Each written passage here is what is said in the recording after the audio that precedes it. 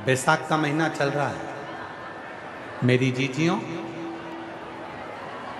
मिट्टी के पात्र का जल,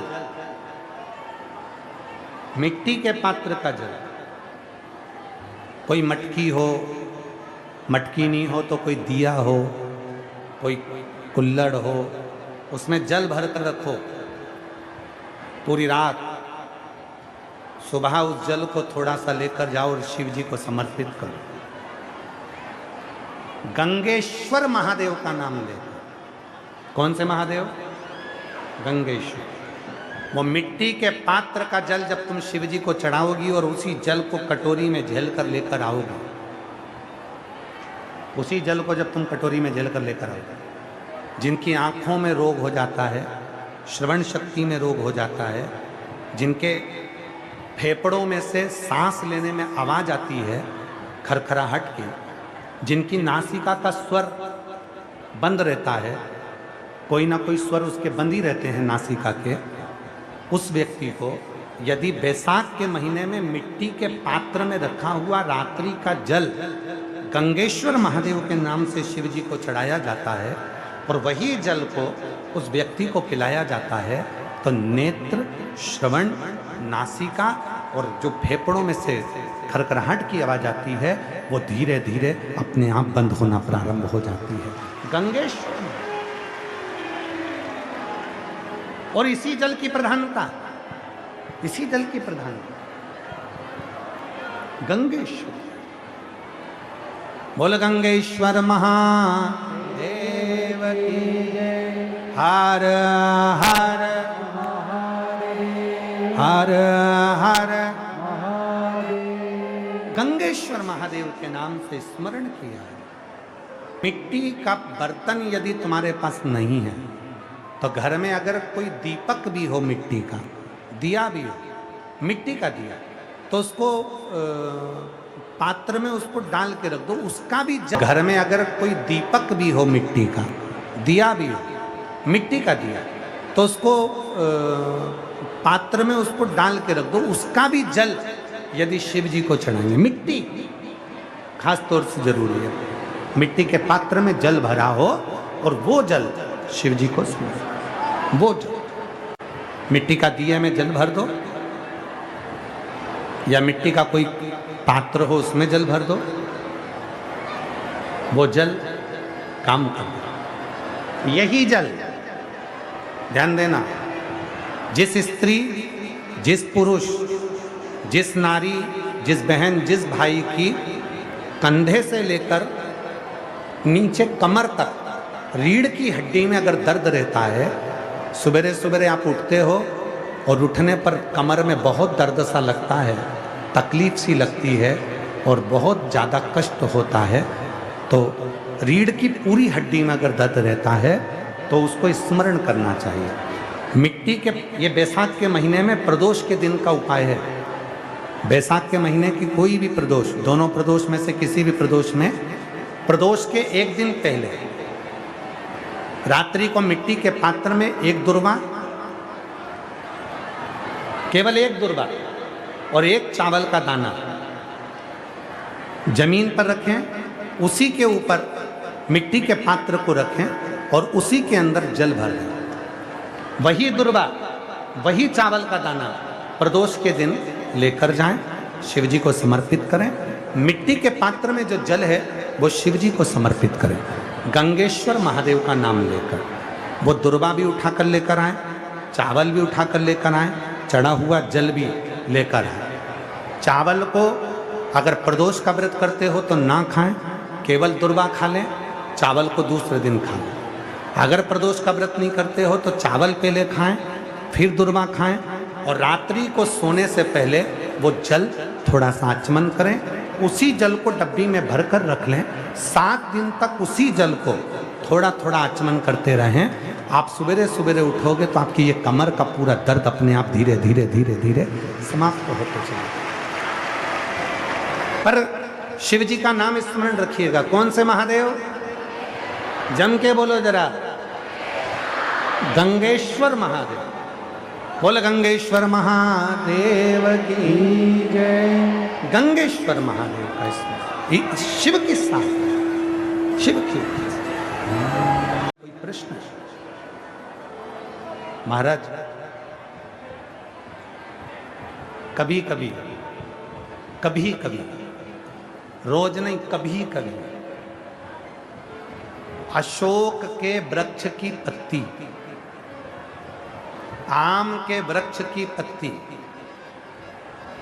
कभी कभी अशोक के वृक्ष की पत्ती और आम के वृक्ष की पत्ती की बंदरवाल जब दरवाजे पर लगाते हैं, जब कोई ने कह दिया कि तुम्हारे यहाँ तो रोग ही रोग है, सास बीमार पड़ती है, कभी बहू बीमार पड़ जाती है, कभी पोता बीमार पड़ जाता है, कभी पोती बीमार पड़ जाती है, कभी घर में ये परेशानी, पैसा तो आता है, सब यहाँ वहाँ लग रहा है, तो कभी कभी सोमवार की जब अष्टमी पड़ जाए और सोमवार की अष्टमी के दिन यदि अशोक के वृक्ष की पत्ती और आम के वृक्ष की पत्ती की बंदरवाल दरवाजे पर लगा दी जाए और वो बंदरवाल यदि एक हफ्ते तक लगी रहे तो तुम्हारे घर में से कैसा भी दुख और रोग क्यों ना हो वो धीरे धीरे समाप्त होने लगता है, समाप्त होने।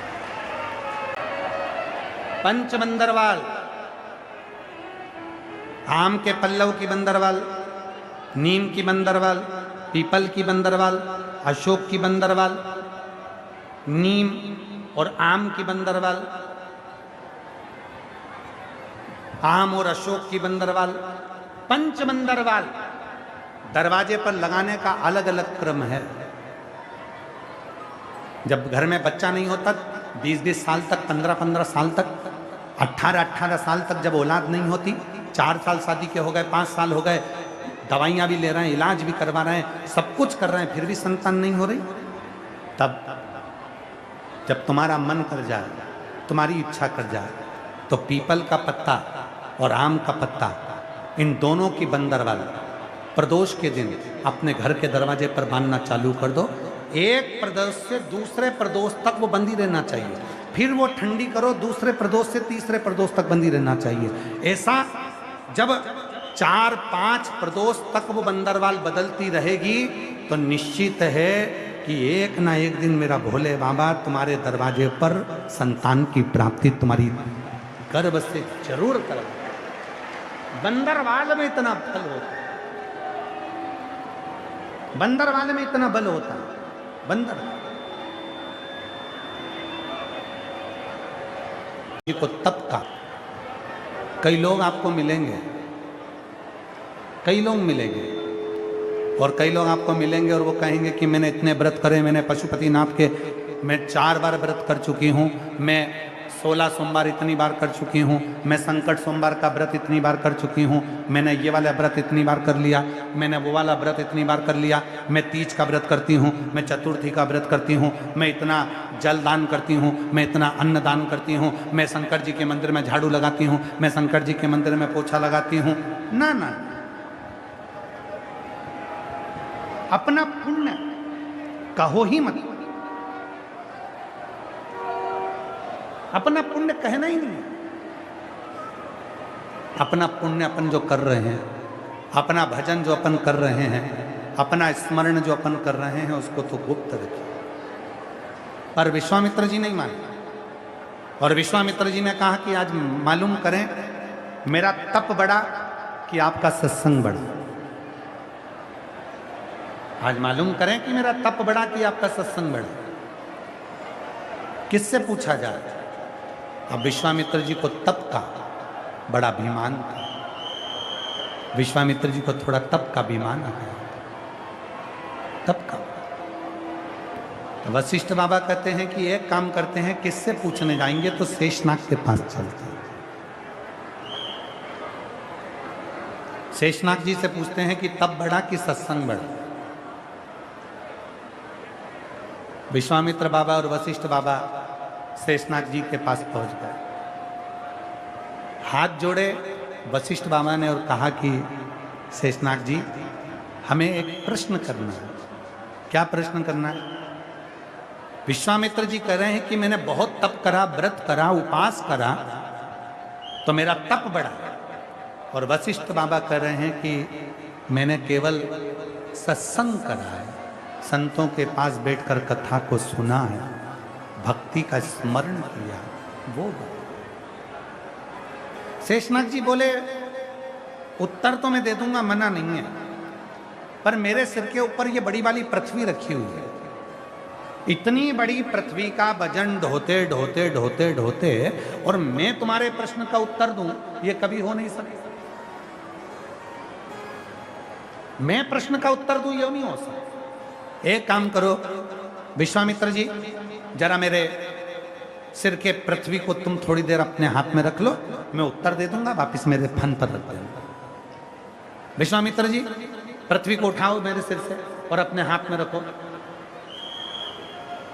विश्वामित्र जी ने कहा ठीक है, आप मेरे प्रश्न का उत्तर दोगे कि तप बड़ा कि सत्संग बड़ा, तो मैं उठा लेता हूं। और विश्वामित्र जी ने शेषनाग जी के सिर पर जो पृथ्वी रखी हुई थी उसको उठाने के लिए विश्वामित्र जी ने अपना पूरा तप लगा लिया, पूरा व्रत लगा लिया, पूरी साधना लगा ली, पर विश्वामित्र जी से वो पृथ्वी एक अंश मात्र भी नहीं हिली। अंश मात्र, एक अंश मात्र वो पृथ्वी नहीं। विश्वामित्र जी ने कहा कि ये तो मेरे से हिलती नहीं, ये तो मेरे से उठती नहीं, क्या करूं? शेषनाग जी ने कहा वशिष्ठ बाबा एक काम करो, तुम उठा दो। वशिष्ठ बाबा ने कहा ठीक है। वशिष्ठ ऋषि आगे बढ़े, हाथ जोड़ा पृथ्वी का और कहा पृथ्वी देवी, मैंने अपनी जिंदगी में कहीं अगर किसी संत के मुख से भगवान शिव की चर्चा करी हो, शंकर की कथा सुनी हो, तो ये पृथ्वी मेरी गोदी में आ जाए। और वशिष्ठ बाबा ने जैसे ही पृथ्वी को उठाया, वो हाथ विश्वामित्र जी कहने लगे मेरे प्रश्न का उत्तर शेषनाग। शेषनाग जी कहे उत्तर देने की जरूरत ही क्या, तुमने तप के बल पर उठाया था, इसने सत्संग के बल पर उठाया है। देखो मेरे भगवान श्री राम जब वन में जाते हैं ना, दंडकारण्य वन के अंदर जब मेरे भगवान राम जाते हैं तो किसी ऋषि के पास में मेरे भगवान राम नहीं गए। दंडकारण्य वन के अंदर अगर मेरे भगवान राम गए तो शबरी के दरवाजे पर गए। अब एक संत बोले कि बताओ हम तो फल का सेवन करते हैं, हम फलहारी हैं, राम जी हमारे यहाँ पहले आएंगे। एक ने कहा मैं केवल गौ माता का एक गिलास दूध का पान करता हूँ, राम जी पहले मेरे यहाँ आएंगे। एक ने कहा मैं केवल वायु का पान करता हूँ, राम जी मेरे यहाँ आएंगे। फिर किसी ने कहा मैं तो केवल जल की 2 बूंद ग्रहण करता हूँ। दंडकारण्य वन में अगर राम जी आए हैं तो पहले मेरे यहाँ आएंगे। पर रामचरितमानस कहती है राम जी दंडकारण्य वन के अंदर किसी के यहाँ नहीं गए, अगर राम जी गए तो शबरी के दरवाजे पर गए, क्योंकि शबरी ने सत्संग किया। शबरी ने सत्संग किया और कुछ नहीं, केवल सत्संग। और राम जी ने कहा प्रथम भगति संतन कर संगा और दूसरी रति मम कथा। सत्संग किया राम जी। और जब राम जी सत्संग कर रहे हैं, राम जी स्वयं शबरी अम्बा को सत्संग करा रहे हैं, तो शबरी ने पूछा दंडकारण्य वन में इतने बड़े बड़े बाबा बैठे हैं, कोई फल खाता है, कोई पानी की 2 बूंद लेता है, कोई वायु पीता है, कोई व्रत रखता है, कोई कुछ खाता भी नहीं है, तुम सबको छोड़कर राम जी मेरी कुटिया में आ गए। तो राम जी ने कहा शबरी अम्बा, सबसे बड़ा संत वही है जो मौन होकर शिव की चर्चा को श्रवण करे, राम की चर्चा को श्रवण करे, कृष्ण की चर्चा को श्रवण करे। उससे बढ़कर कोई संत नहीं हो सकता, उससे बढ़कर कोई संत नहीं हो सकता, उससे बढ़कर कोई सुख नहीं हो सकता। केवल एक वही, केवल। अब जरा विचार करना मेरी दिल्ली की जीजी, अब जरा विचार करें मेरे दिल्ली के जी जान, बेटियां, बेटा और मेरे बुजुर्ग माता पिता, स्मरण करिए।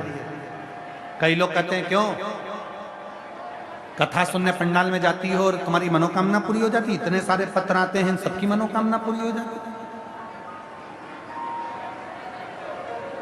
जो कथा सुनने जाता है उसका पत्र एक न एक कथा में पहुंच जाता है, उनकी मनोकामना पूरी हो जाती है। कैसे कैसे उनकी मनोकामना पूरी हो जाती है? तो शिव महापुराण की कथा कहती है, जो शिव की चर्चा करता है, शंकर के सत्संग को श्रवण करता है, मेरा भोले बाबा सबसे पहले उसी के दुखड़े हरने के लिए पहुंच जाते हैं, उसी के लिए। इसीलिए अशोक सुंदरी का संवाद कहता है कि अशोक सुंदरी चुप रहती है, मौन रहती है, शांत रहती है, बोलती कुछ नहीं है। तब माता पार्वती जी से शिव जी ने कहा, यह अशोक सुंदरी बोलती क्यों नहीं है, चुप क्यों चुप?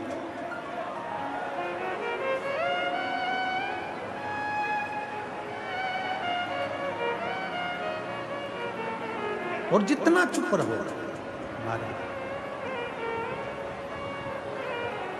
मेरे भोले तेरा सहारा है, मेरे भोले तेरा सहारा है, मेरी नैया का तो किनारा है, मेरी नैया का तो किनारा है, मेरे बाबा तुझे पुकारा है, मेरे बाबा तुझे पुकारा है, मेरी नैया का तो किनारा है, मेरी नैया का तो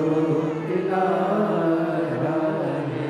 उससे दिल से जब हम बैठ कर हृदय से, चित्त से, स्मरण से, मन से बाबा को अपने मन का भाव करते हैं, शिव उसको स्वीकार करने लगता है, शिव स्वीकार करता है। क्यों आप लोगों से कहते हैं कि हम जितनी लाइन बोलें उतनी लाइन तुम भी बोलो भजन? क्यों कहते हैं? क्या हम जैसे पुकार रहे हैं वैसे तुम भी पुकारो। किसी भक्त की आहों की बात को शिव श्रवण कर कर उसकी जिंदगी का दुख तो हरेगा, कष्ट तो हरेगा। चुप है अशोक सुंदर, मौन है अशोक सुंदर, एकदम शांत है अशोक सुंदर। पूछ लिया शिव जी ने पार्वती से कि अशोक सुंदरी बोलती क्यों नहीं?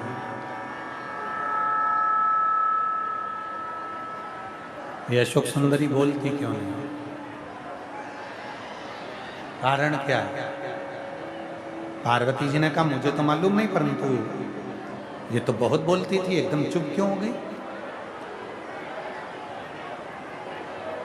पता नहीं है ये तो।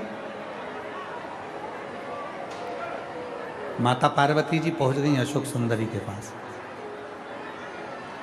और माता जगत जननी पार्वती जी ने अशोक सुंदरी से पूछा कि बेटा एक बात बताओ, तुम्हारे चुप रहने का कारण क्या है? तुम चुप क्यों? तुम मौन क्यों? क्यों चुप हो?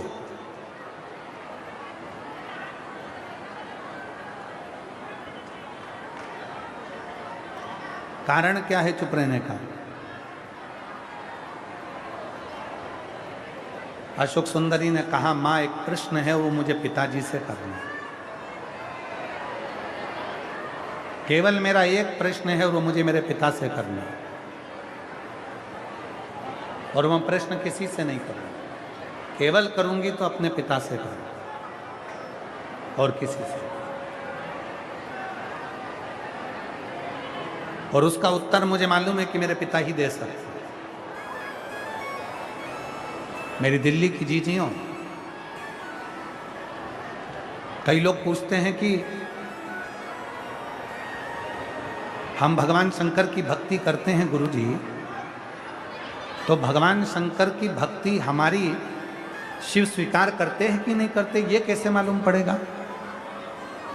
तो एक बात याद रखना मेरी जीजियों, मेरे जीजाओं, मेरी बेटियों, मेरे बेटाओं, मेरे बुजुर्ग माँ बाप, घर में रहकर अगर तुम कथा सुन रहे हो, शिव जी के मंदिर में जाकर जल चढ़ा रहे हो, पंडाल में कथा सुन रहे हो, मोबाइल पर कथा सुन रहे हो, या भगवान के मंदिर में जाकर दिया लगा रहे हो, जल चढ़ा रहे हो, पूजन कर रहे हो, घर में पूजन कर रहे हो, और तुम्हारे घर के कई लोग ऐसे हैं जो तुम्हारी पूजन से धीरे धीरे धीरे धीरे चिढ़ने लगे, तुम्हारे घर के लोगों को लगने लगे इसके पास कोई काम नहीं है, दिन भर कथा ही कथा सुनती है, दिन भर वो सियोर वाला बाबा कह देता है जल चढ़ाने का, जल चढ़ा देती है, ये दुर्वा चढ़ाने का बोलेगा तो दुर्वा चढ़ा देगी। समझ लेना, जब घर के लोग तुम्हारी पूजन से, तुम्हारी शिव भक्ति से चिढ़ने लगे, जैसे मीराबाई के पति राणा मीरा की भक्ति से चिढ़ने लगे थे, तब मीरा को गिरधर गोपाला का दर्शन हुआ था, तब दर्शन।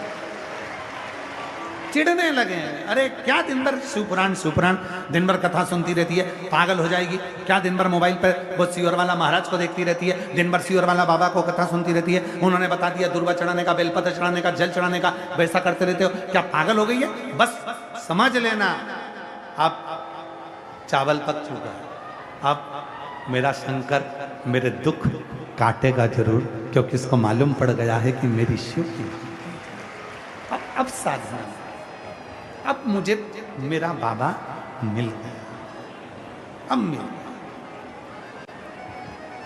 और ऐसे दयालु से रिश्ता बनाइए,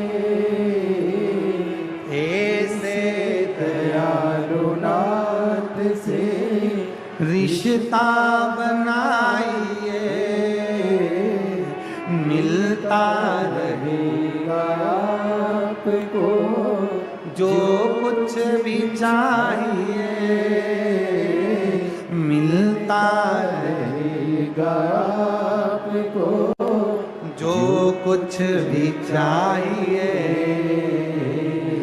ऐसा करिश्मा होगा जो हुआ कभी नहीं, ऐसा करिश्मा होगा जो हुआ कभी नहीं।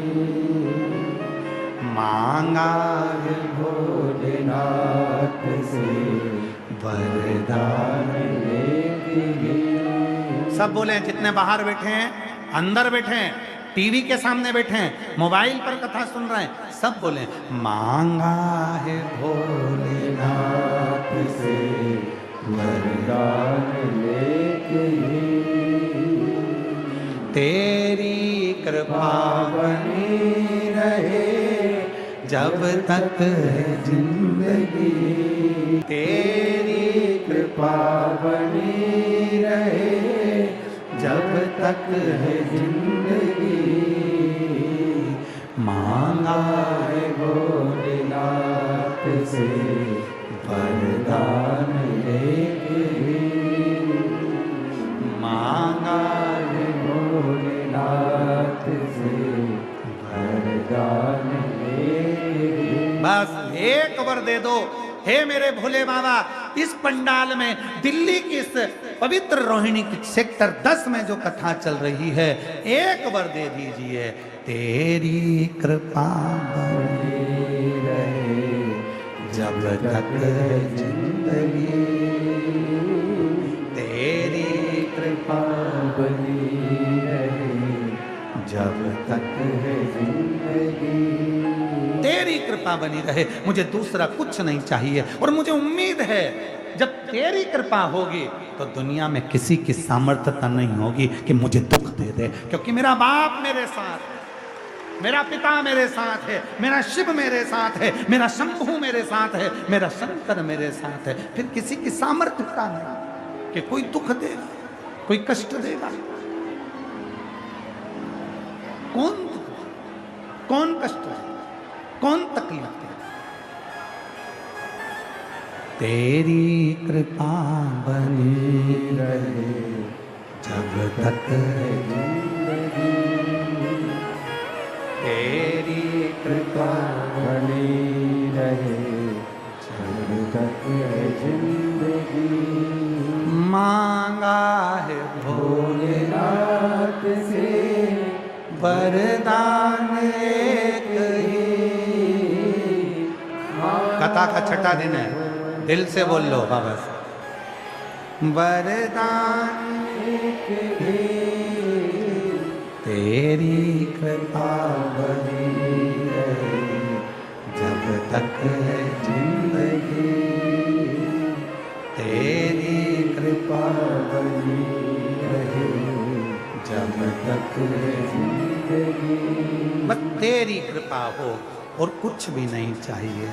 बाबा झोली फैलाकर यही प्रार्थना करूं मेरे शंकर, जैसे एक बाप बेटी को कभी अपने दरवाजे से खाली नहीं भेजता।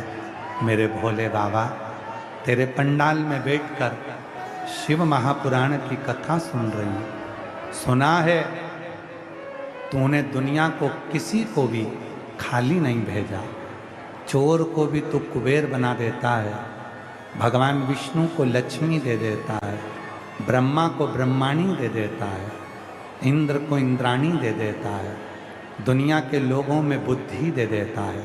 तू अष्ट सिद्धि नवनिधि का दाता है, सारी रिद्धि सिद्धि तेरी बहुएं हैं, बुद्धि तेरा पुत्र है। हे शिव ऐसी कृपा कर, इस पंडाल से जब मैं जाऊं मेरी झोली खाली ना रहे, 3 महीने में तेरे दरवाजे वापिस आऊं, ऐसी करुणा कर दे, ऐसी दया कर। उससे प्रार्थना, जिसकी बहु रिद्धि सिद्धि हो,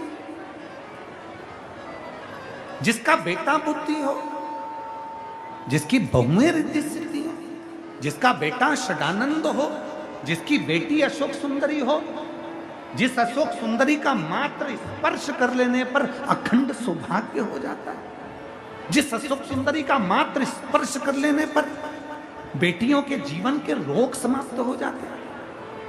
मेरी जीजियों, आप लोग अगर शंकर जी के मंदिर में जाती हो, शिवलिंग पर जल चढ़ाती हो, वो जल जो बहकर नीचे की ओर जाता है, सामने राइट में गणेश, लेफ्ट में कार्तिक, बीच में एक मोटी सी लाइन होती है जहाँ से पानी बहकर जाता है। ये जो मोटी सी जो लाइन है, ये अशोक सुंदरी का स्थान है। जब बेटी दुखी होती है, तकलीफ में होती है, जब मेरी बहनें कोई कष्ट में होती है, शिव जी को जल चढ़ाकर यहाँ अपनी हथेली को रखकर उससे प्रार्थना करती है, मैं भी तेरी बहन हूँ, तू बाबा से बोलना कि मेरा दुख समाप्त कर दे। और अशोक सुंदरी उस हाथ के स्पर्श को पाकर शिव जी से कहकर उसके दुख को मिटवा देती है। वो अशोक सुंदरी, वो अशोक सुंदरी, तेरा जल हेम बाबा, तेरी पूजन, तेरी साधना, तेरी आराधना, तेरी चर्चा सुख देती है। अशोक सुंदरी ने कहा कि माँ, मेरे भीतर का एक संशय है, मेरे भीतर की एक तकलीफ है, मेरे भीतर का एक प्रश्न है, और वो प्रश्न का उत्तर अगर देंगे तो मेरे बाबुल देंगे, उस प्रश्न का उत्तर देगा तो मेरा पिता देगा, पिता के सिवा कोई नहीं दे सकता, देंगे तो मेरे शिव देंगे, उसके सिवा कोई नहीं दे सकता। भगवान ओगरदानी के पास में मां जगतजननी तुरंत चली गई। तुमने मोबाइल लिया और मोबाइल लेने के बाद तुम बाहर निकले, और जैसे ही तुम मोबाइल लेकर बाहर निकलते हो तो मोबाइल की कीमत भी कम हो जाती है। नहीं आ रही बेटा, आ गया।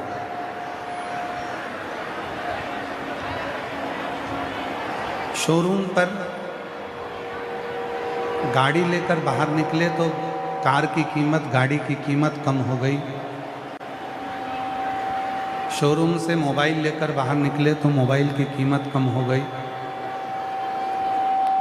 कपड़े लेकर बाहर निकले तो कपड़े की कीमत कम हो गई। जूता चप्पल लेकर शोरूम से बाहर निकले तो जूता चप्पल की कीमत कम हो गई। पर ये भले जितने स्थान हैं, इससे बाहर निकलने पर कीमत कम हो जाती है। कपड़ा लिया शोरूम से, कपड़े की कीमत बाहर जाकर कम हो जाती है।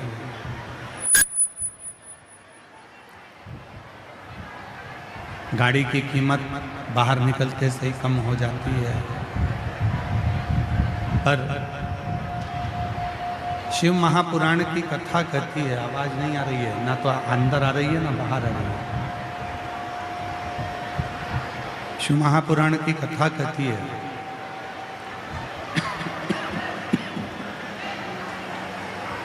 केवल एक स्थान है, भगवान देवाधिदेव महादेव का शिवालय। केवल एक स्थान है, भगवान शंकर का मंदिर, जहां जल चढ़ाकर तुम बाहर निकलते हो और तुम्हारी कीमत बढ़ जाती है। वहां तुम्हारी कीमत कम नहीं होती, वहां तुम्हारी कीमत कम नहीं हो पाती है।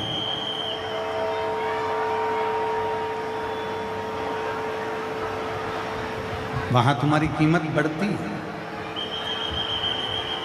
4 स्थान बताए हैं जहां पर बैठने से मनुष्य की कीमत बढ़ती है। 4 स्थान हैं जहां पर बैठने से मनुष्य की कीमत बढ़ती है। पहला, अपने माता के चरणों में बैठने से। प्रतिदिन संसार का यदि मनुष्य एक समय ऐसा निकाले कि अपनी माँ के पास में, बुजुर्ग माता के पास में, अपनी मम्मा के पास में जाकर थोड़ी देर बैठना, उसकी कीमत बढ़े। माँ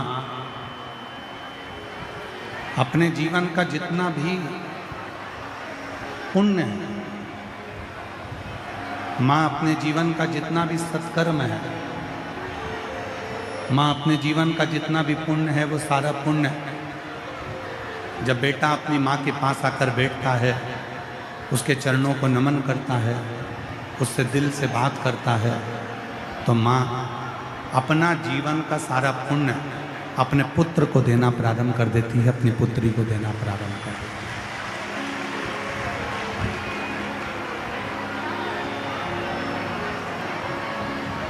दूसरे नंबर पर है पिता के पास बैठना। अपने पिता के पास बैठना। जब कोई बेटा कोई बेटी अपने पिता के पास जाकर बैठते हैं,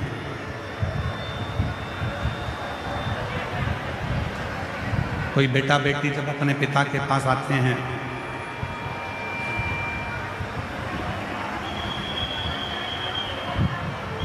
और जब कोई बेटा बेटी अपने पिता के पास जाकर कुछ देर के लिए बैठते हैं, तो निश्चित है पिता अपना मार्गदर्शन देकर उसकी कीमत बढ़ा देता है। 4 स्थान बताएं जहां पर बैठने पर व्यक्ति की कीमत बढ़ जाता है। पहले नंबर पर माँ के चरणों में, माँ के पास।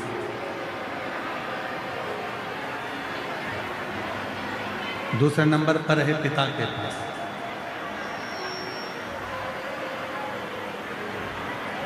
तीसरे नंबर पर है अपने गुरु के पास।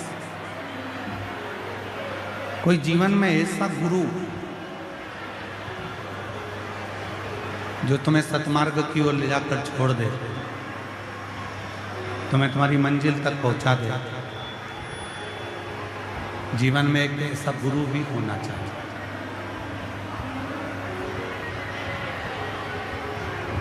पहले नंबर पर है माँ, दूसरे नंबर पर जम के बोलो पिता, तीसरे नंबर पर गुरु, और चौथे नंबर पर है मेरा देव अधिदेव महादेव, जिसके चरणों में बैठने से कीमत बढ़ जाती है।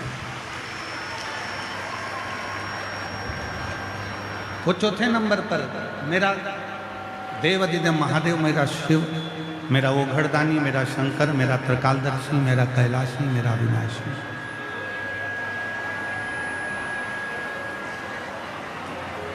जिनके चरणों में आप बैठे,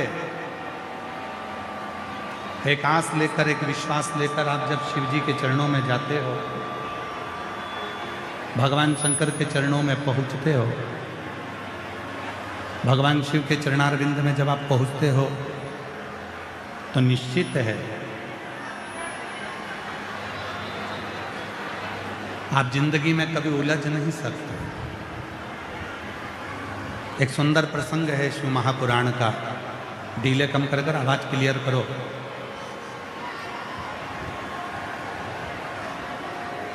शिव महापुराण का एक बड़ा सुंदर चरित्र है। एक बार स्वयं माता सुख सुंदरी भगवान देवादिदेव महादेव के पास पहुंचे।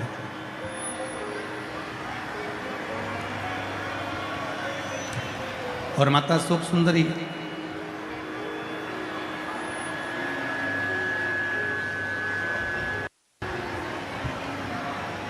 जब भगवान शिव जी के पास पहुंची और भगवान शंकर के नजदीक में जाकर थोड़ी देर के लिए माता सुख सुंदरी बैठ गई,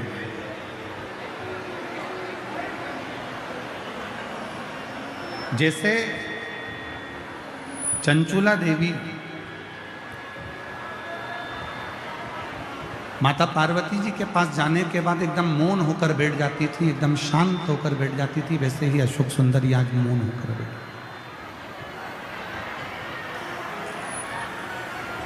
माता अशोक सुंदरी आज मौन होकर बैठ जाती। 2 दिन हो गए, भगवान भोलेनाथ जी ने अशोक सुंदरी को देखा कि अशोक सुंदरी एकदम चुप रहती है, मौन रहती है, शांत रहती है, कुछ बोलती नहीं, एकदम चुप है, कुछ बोल नहीं रही।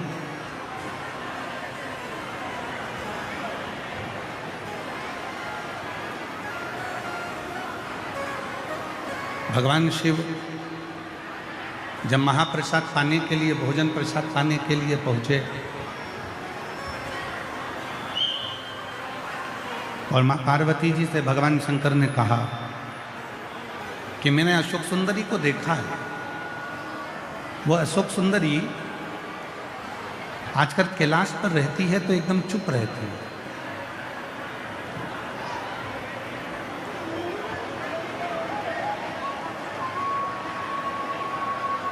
मुझे ऐसा लगता है कि अशोक सुंदरी के मन में, अशोक सुंदरी के हृदय में, अशोक सुंदरी के चित्त में ये बक्से नहीं चल रहे हैं। भाई ऊपर आके सुनो इन बक्सों को। मुझे ऐसा लगता है कि अशोक सुंदरी के चित्त में, अशोक सुंदरी के मन में कोई प्रश्न अड़ा हुआ है। अशोक सुंदरी के ये नीचे के बक्से भी नहीं चल रहे हैं, ये बक्सा था। अशोक सुंदरी के चित्त में, अशोक सुंदरी के हृदय में कोई प्रश्न चल रहा है।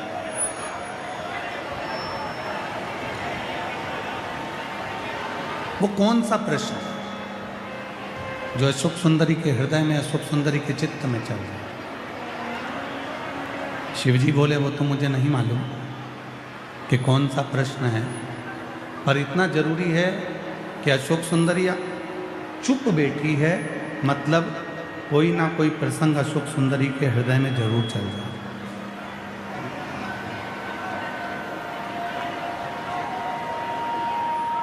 वो शांत बैठी है, मतलब अशोक सुंदरी के चित्त में जरूर कुछ चल रहा है। एक बात हमने पहले भी कही थी कथा में, आज फिर कहते हैं।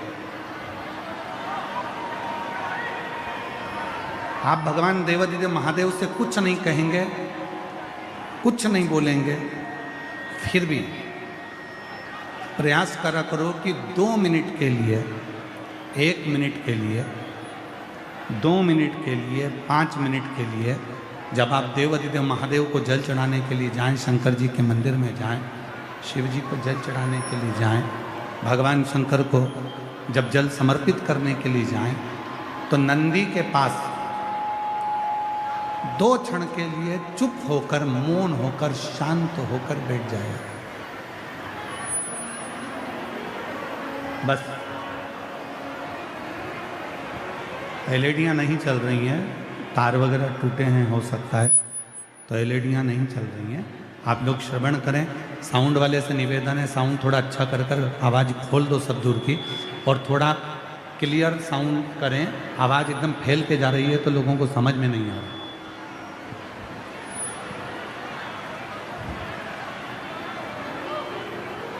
एक बार हमने भी कथा में आप लोगों से कहा था कि एकदम शांत चुप होकर एक बार नंदी के पास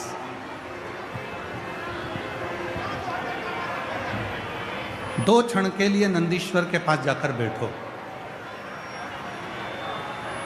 जब शिव के मंदिर में जाओ, भगवान शंकर को जल चढ़ाने के लिए जाओ, शंकर के मंदिर में पहुंचो तो नंदीश्वर के पास दो क्षण के लिए थोड़ा बैठो, मौन होकर, चुप होकर। और उस समय पर ना आपको कुछ बोलना है, ना आपको कुछ जपना है, ना आपको कोई स्तुति करना है, और ना ही आपको कुछ कहना है। वहाँ तो केवल आप मौन हो, और मौन होकर उस नंदी के पास में, उस नंदी के बाजू में जाकर दो क्षण के लिए बैठ जाओ। नंदी के पास जाकर बैठो। आप कुछ मत बोलो, बस केवल जाकर बैठ गए। उतने में नंदी आपके मौन रहने का भाव, आप क्यों चुप हैं, आप क्यों शांत हैं, आप क्यों चुप हैं, उस भाव को नंदी भगवान शिव तक पहुंचा देता है, भगवान शंकर तक पहुंचा देता है। और शंभु शरणे पड़ी मांगो घड़ी रे घड़ी, दुख काटो दया करी निगर शरणागो। ओ शंभु, सब बोलिए, सब बोलिए। घड़ी मांगो घड़ी रे घड़ी, दुख काटो दया करी निगर शरणागो।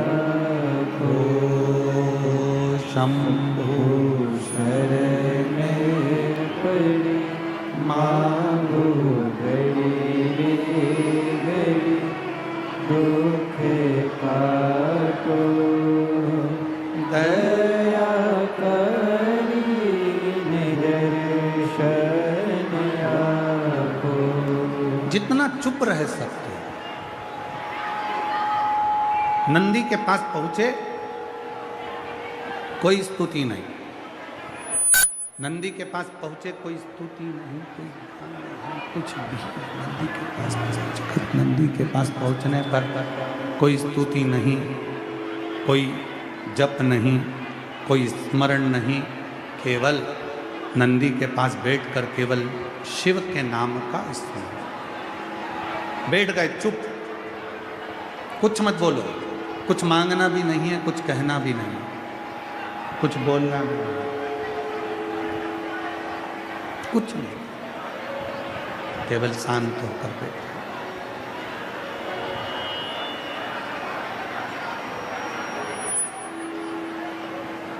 मेरी जीजियों, जीवन में कभी कभी मौन रहकर भी सुख पाया जा सकता है। जरूरी नहीं कि हम बोलेंगे तभी सुख की अनुभूति। कभी कभी जीवन में शांति रखकर, मौन रखकर, चुप रहकर भी बहुत कुछ प्राप्त कर सकते हो, बहुत कुछ पा सकते हो।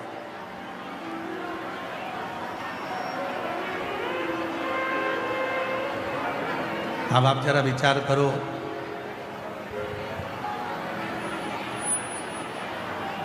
5 बजे कथा विराम हो जाएगी और जितने ये आसपास में स्टेज के खड़े हुए हैं, ये अंदर आने के लिए 5 बजे तक चिल्लाते ही रहेंगे। अब जो खड़े हैं उनको स्मरण करना चाहिए कि अपन कम से कम शांति से बैठकर कथा श्रवण करें। आए हैं, अंदर जगह नहीं है, और पूरा देश देख रहा है इस दिल्ली की कथा को कि दिल्ली का ये जापानी पार्क में पाँव रखने की जगह नहीं है। तो आपको अंदाज़ा है इस चीज़ का कि अंदर जगह नहीं है, तो अपन लोग जहाँ बैठे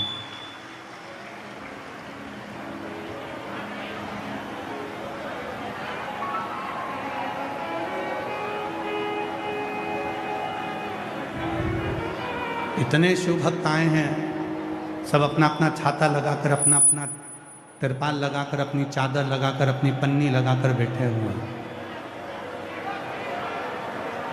किसी को कोई से मतलब नहीं, केवल कथा श्रवण करना। पर जो लोगों को लगता है कि हमारी पहचान है, हमने ऐसा करा है, हमने वैसा करा है, हमने कूपन लिया है, हमने ये करा है, तो हम आगे बैठेंगे, हम पीछे बैठेंगे, उसके चक्कर में पूरी कथा हाथ से निकल जाती है और वो कथा आप तक पहुंच नहीं पाती, आपको प्राप्त नहीं हो पाती। क्यों?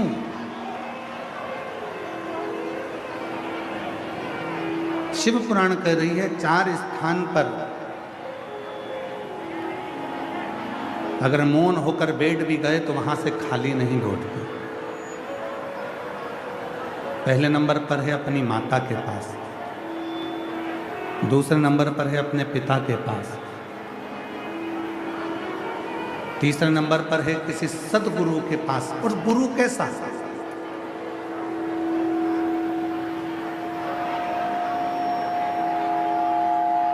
सदगुरु कैसा?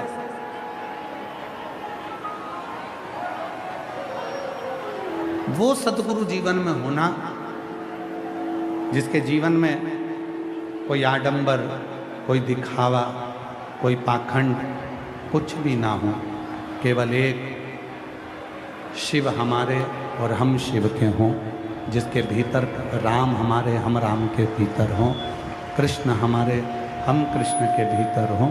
बस यही भाव उसके अंतर्गत है।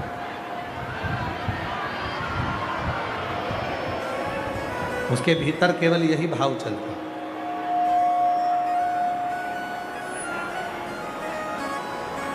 एक गुरु और एक चौथे नंबर पर है मेरे देव अधिदेव महादेव।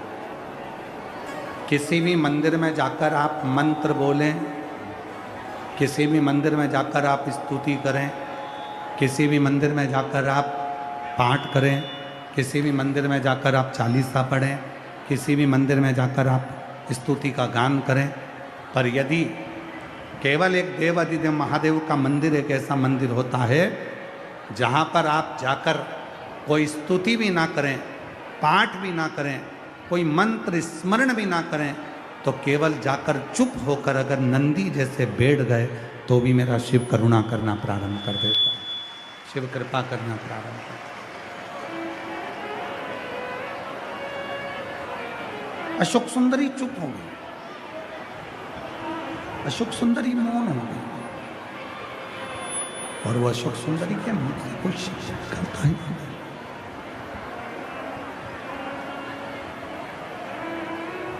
भगवान शिव जी ने माता पार्वती जी से कहा, पार्वती मैं 2 दिन से देख रहा हूं कि अशोक सुंदरी के मुख से कोई शब्द नहीं निकल, अशोक सुंदरी के मुख से कोई शब्द निकल नहीं रहा। मैं 2 दिन से देख रहा हूं, भगवान शंकर कहते हैं कि मैंने अशोक सुंदरी के मुख से कोई शब्द नहीं सुना। और जितना बोलने वाले से भगवान प्रसन्न नहीं होते, उतना भगवान चुप रहने वाले से प्रसन्न हो जाते हैं। चुप रहे। और तुम अंदाजा लगा कर देखो, कहीं सियोर वाला बाबा जो कह रहा है कि वो सही है कि गलत है, आप अंदाजा लगा कर देखो। किसी शादी में चले जाओ या तुम्हारे घर पर ही जितनी मेरी बेटियां हैं, जितने मेरे बेटे हैं, जितने मेरे बहुएं हैं, जितनी मेरी बुजुर्ग माँ हैं, जितने घर के पिता हैं, बेटे हैं, अपने ही घर में जब वो चुप रहते हैं, बहुत बोलने वाला व्यक्ति एकदम चुप हो जाए, कुछ ना बोले, 2 दिन हो गए, 3 दिन हो गए, कुछ ना बोले, तो मम्मी भी पूछ लेती है, क्यों बेटा तेरा बुखार तो नहीं आ रहा है, क्यों तेरा स्वास्थ्य तो ठीक है। तेरे को तकलीफ तो नहीं है, तेरे को कष्ट तो नहीं है? माँ भी पूछ लेती है, पिता भी पूछ लेते हैं कि तेरे को कोई तकलीफ तो नहीं है। उसी तरह जब हम कुछ ना बोले, शिव के मंदिर में मात्र जाकर बैठ ही जाएं और उस शिवलिंग का मात्र दर्शन करते रहें, तो भी शिव एक ना एक दिन करुणा और कृपा कर ही देते हैं। जो जैसी भावना लाया वो वैसा ही फल पाया, नहीं खाली उसे लौटाया वो मन ही मन दर्शाया, कर दिया माला बोलो बोलो बोलो वाले लुटा दिया भंडार काशी वाले ओ लुटा दिया भंडार काशी वाले ने कर दिया माला काशी वाले ने जो जैसी भावना लाया वो ऐसा ही फल पाया, नहीं खाली उसे लौटाया वो मन ही मन हर्षाया, और कर दिया माला माल काशी वाले लुटा दिया भंडार काशी वाले ने। शिव जी की एक रीत बड़ी बड़ी विचित्र रीत मेरे भगवान शंकर की। शिव जी की एक रीत बड़ी विचित्र। भगवान उगड़दानी की, भगवान शंकर की, त्रिकालदर्शी, कैलाशी, अविनाशी की एक रीत बड़ी विचित्र। मेरे भगवान भोलेनाथ ने पार्वती जी से एक बात कहा था, जिसको जो पसंद आता है पार्वती मैं उसको वही देता हूँ। जिसको जिस चीज में खुशी मिलती है पार्वती मैं उसको वही खुशी प्रदान करता हूँ। अब इस बात को आप लोग थोड़ा स्मरण करिएगा। दुनिया में कई लोग ऐसे हैं जिनको निंदा में खुशी मिलती है, चुगली सुनने में खुशी मिलती है, तो भगवान उसके लिए ऐसी व्यवस्था करते हैं कि उसके घर में 2-4 चुगली करने वाले रोज भेजते ही रहते हैं। जिसको जिस चीज में खुशी मिलती है, जिसको जिस चीज में आनंद मिलता है, मेरा भोले बाबा उसको वो चीज देता है। जिसको चुगली करने में आनंद मिलता है, भगवान उसको ऐसी कृपा कर देता है कि उसको चुगली सुनने वाले दे देता है कि जाओ तुम चुगली करते हो।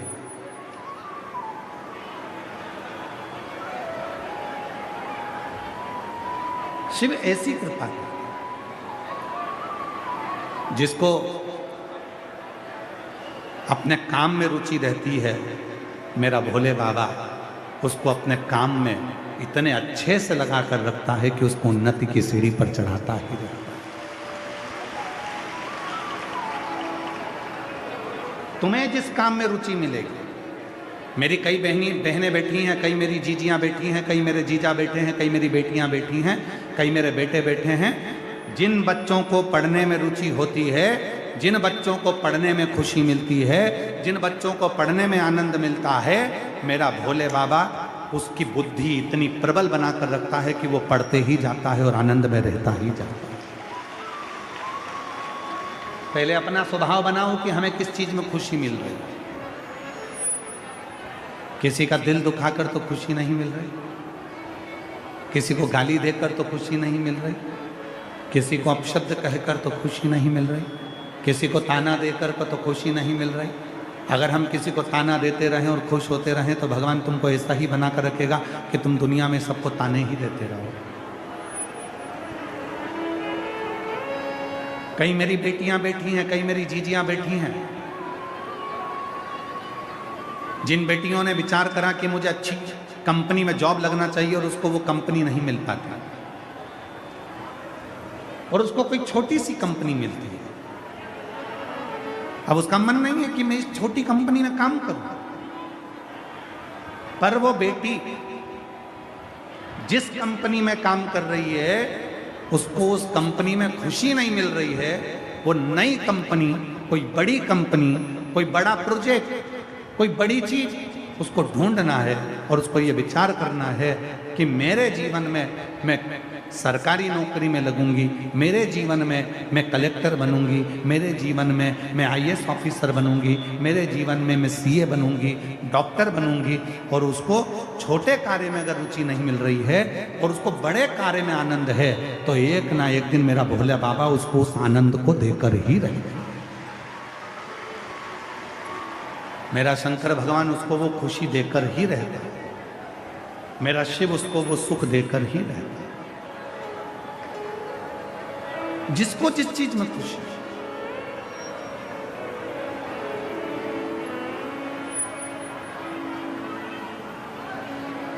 हम अपने भोले बाबा से रोज व्यासपीठ पर आते हैं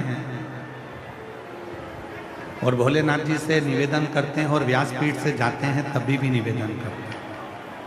आप लोगों ने देखा होगा जब कथा चालू होती है तो हम झोली पसार कर, सिर झुकाकर उससे अपने मन की बात करते हैं, और जब कथा पूरी हो जाती है फिर झोली पसार कर मन की बात करते हैं। क्या कहते हैं? केवल एक बात, किसी माता की गोद कभी खाली ना रहे और किसी पुरुष की जेब कभी खाली ना रहे। उनको देते तो कृपा का,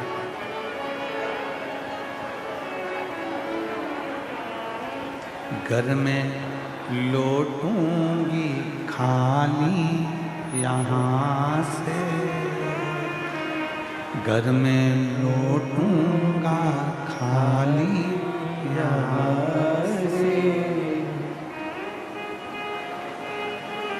ये जमाना तुझे क्या कहेगा, ये जमाना तुझे क्या कहेगा। बाबा,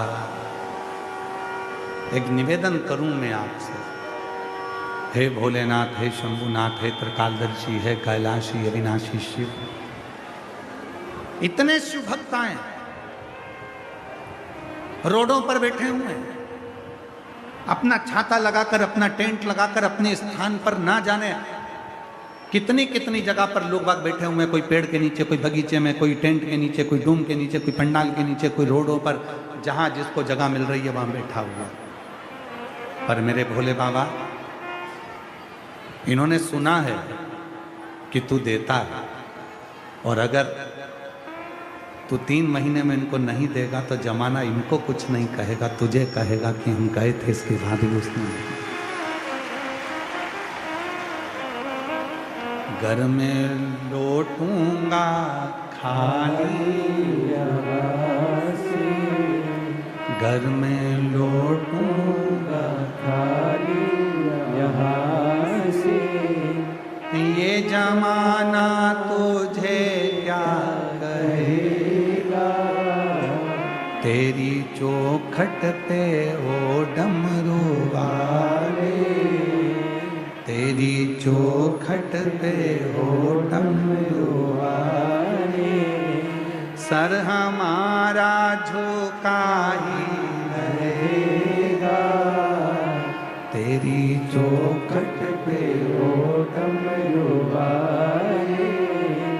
सर हमारा झुका ही रहेगा, जब तक तुम नहीं दोगे दर्शन, जब तक तुम नहीं दोगे दर्शन। सर हमारा झुका ही रहेगा, सर हमारा झुका ही रहेगा। तेरी चौखट पे ओ डमरू सर हमारा झुका ही रहेगा, सर हमारा झुका ही रहेगा। शिव कथा कह रही है। किसी का झगड़ा होता है तो वो कहता रुक जा, अभी मैं मेरे भाई को बुलाकर लाता हूं। फिर किसी का झगड़ा हुआ, अभी रुक, मैं मेरी मम्मी को बुलाकर लाता हूं। फिर किसी का झगड़ा हुआ, मैं मेरे पापा को लेकर आती हूँ। फिर झगड़ा हुआ, मैं मेरी बहन को लेकर आती हूँ। फिर झगड़ा हुआ, कोई नहीं है तो अभी मैं बंदूक लेकर आता हूँ। फिर झगड़ा हुआ, मैं अभी चक्कू लेकर आता हूँ, मैं अभी तलवार लेकर आता हूँ। अरे भाई, जैसे झगड़ा करने वाला व्यक्ति किसी ना किसी को लेकर आता है, उसी तरह जब संसार के लोग तुम्हें कष्ट दें, दुख दें, तकलीफ दें और ये संसार के लोगों से तुम इस मन से झगड़ रहे हो, तब तुम भी कह देना मैं डमरू वाले को लेकर आता हूं। मैं डमरू वाले, वो है बोलबम का नारा है, सारी समस्या का हल श्री शिवाय। मैं अभी जाता हूं, कोई कहे झगड़ा हो गया, मैं अभी मम्मी को लाता हूं, मैं अभी पापा को लाता हूं, मैं मेरे भाई को बुला कर लाता हूं, तो मुझे जानता नहीं है, मैं उसको लेकर आता हूं, मैं उसको लेकर आता हूं। तुम भी कह देना मैं डमरू वाले को लेकर आता हूं। डमरू वाले, दुख आया, तकलीफ आई, कष्ट आया, परेशानी आई, कह देना मैं अब भी आई, अब भी आ रही हूं मैं, रुक जा 2 मिनट तो रुक के देख। दुख आया है ना, तकलीफ आई है ना, कष्ट आया है ना, परेशानी आई है ना, बीमारी आई है ना, मैं अब भी आती हूँ। और लोटा भरा पानी का शिव जी के मंदिर में जाकर जल चढ़ाया, एक बेलपत्र लिया, जल उठाया, आचमन कर कर थोड़ा सा जल लेकर आ गई। अब दुख को भी मालूम है, लड़ाई होती है तो लोग अपने परिवार के लोगों को लाते हैं, और इसकी लड़ाई दुख से होती है तो ये महादेव को लेकर आ शिव को। ये किसी दूसरे को नहीं ला रही,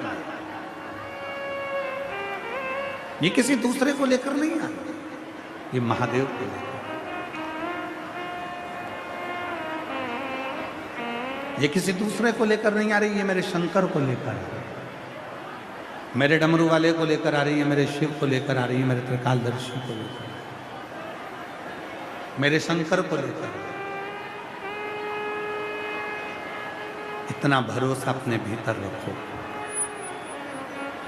इतना विश्वास अपने भीतर रखो, इतनी दृढ़ता अपने भीतर रखो कि शिव है, शंकर है, ओगड़दानी है, त्रिकालदर्शी है, कैलाशी है, अविनाशी है। कोई नहीं आएगा तब मेरा डमरू वाला, मेरा शिव मेरे दुख मिटाने के लिए जरूर आएगा। कोई ना आए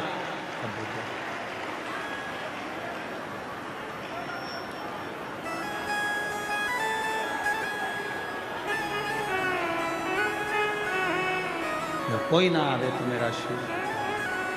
शंकर की कथा क्या है? अशोक सुंदरी का संवाद क्या है? मेरे भोले बाबा की एक रीत बड़ी निराली है, जो जिसमें तुमको खुशी मिलेगी वो तुमको जरूर देगा।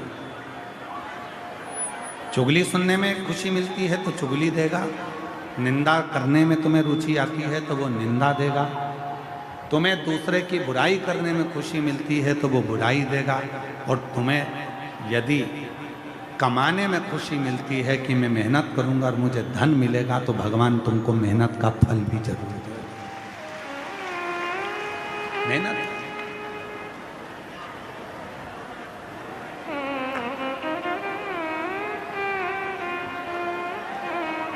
और उस फल को दिए बिना भगवान रहता नहीं, देता जरूर। आपके परिश्रम को मेरा भोलेनाथ फलित जरूर करता।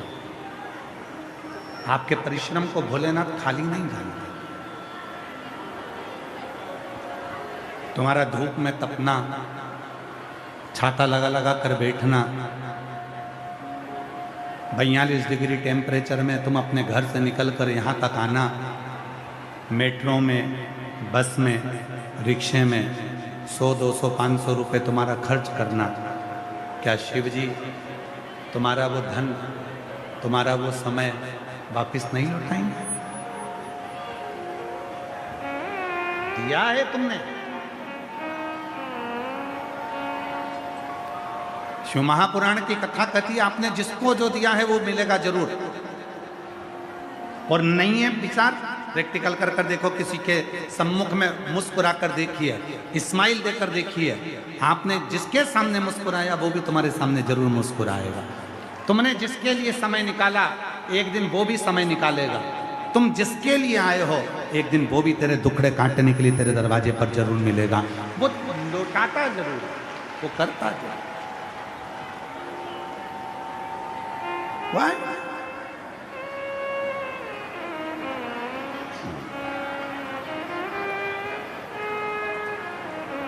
और तुम आना भोले बाबा मेरे मकान में, तेरा डमरू डम डम बाजे सारे जहान में। बाबा तुम्हें हृदय से जिसमें तुमको खुशी मिले। और आज शिव महापुराण की कथा से लेकर जाओ बैसाख के महीने में। हमें चुगली में खुशी नहीं है, हमें निंदा सुनने में खुशी नहीं है, हमें निंदा में खुशी नहीं, हमें चुगली में खुशी नहीं। अब तो हमें एक ही चीज में खुशी है, बाबा को एक लोटा जल चढ़ाना, बाबा से अपने मन की बात करना और अपने कर्म को, अपनी मेहनत को 4 गुना कर कर अपनी मंजिल तक पहुंचना। तो मेरा भोलेनाथ तुमको मंजिल तक पहुंचा, मंजिल तक पहुंचा। खुशी जिसमें है। 4 जगह पर मौन होकर बैठ जाइए, 4 जगह पर चुप रहकर बैठोगे तो भी तुम्हें सब कुछ मिल जाएगा। एक अपनी मम्मी के पास, माँ के पास, आई के पास, मम्मा के पास चुप होकर बैठो।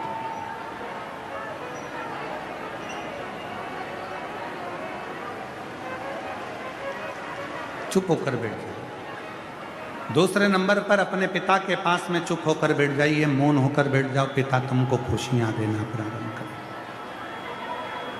तीसरे नंबर पर अपने गुरु के पास, किसी सदगुरु के पास जाओ, किसी संत के पास जाओ या सदगुरु के पास जाओ या जिसको तुम बहुत मानते हो उस गुरु की शरण में जाना। तो कुछ मत बोलना, कुछ भी मत बोलो, वो खुद बोले। तुम एक भी शब्द मत बोलो, गुरु खुद बोलेगा, गुरु खुद कहेगा। क्या बात है बेटा, क्या हो गया, बहुत चुप बैठे हो, क्या हो गया, कोई बात है क्या बेटा? गुरु खुद पूछे, गुरु खुद बोले। तुम तो बस केवल शांत होकर बैठ जाओ, चुप होकर बैठ, गुरु खुद पूछे।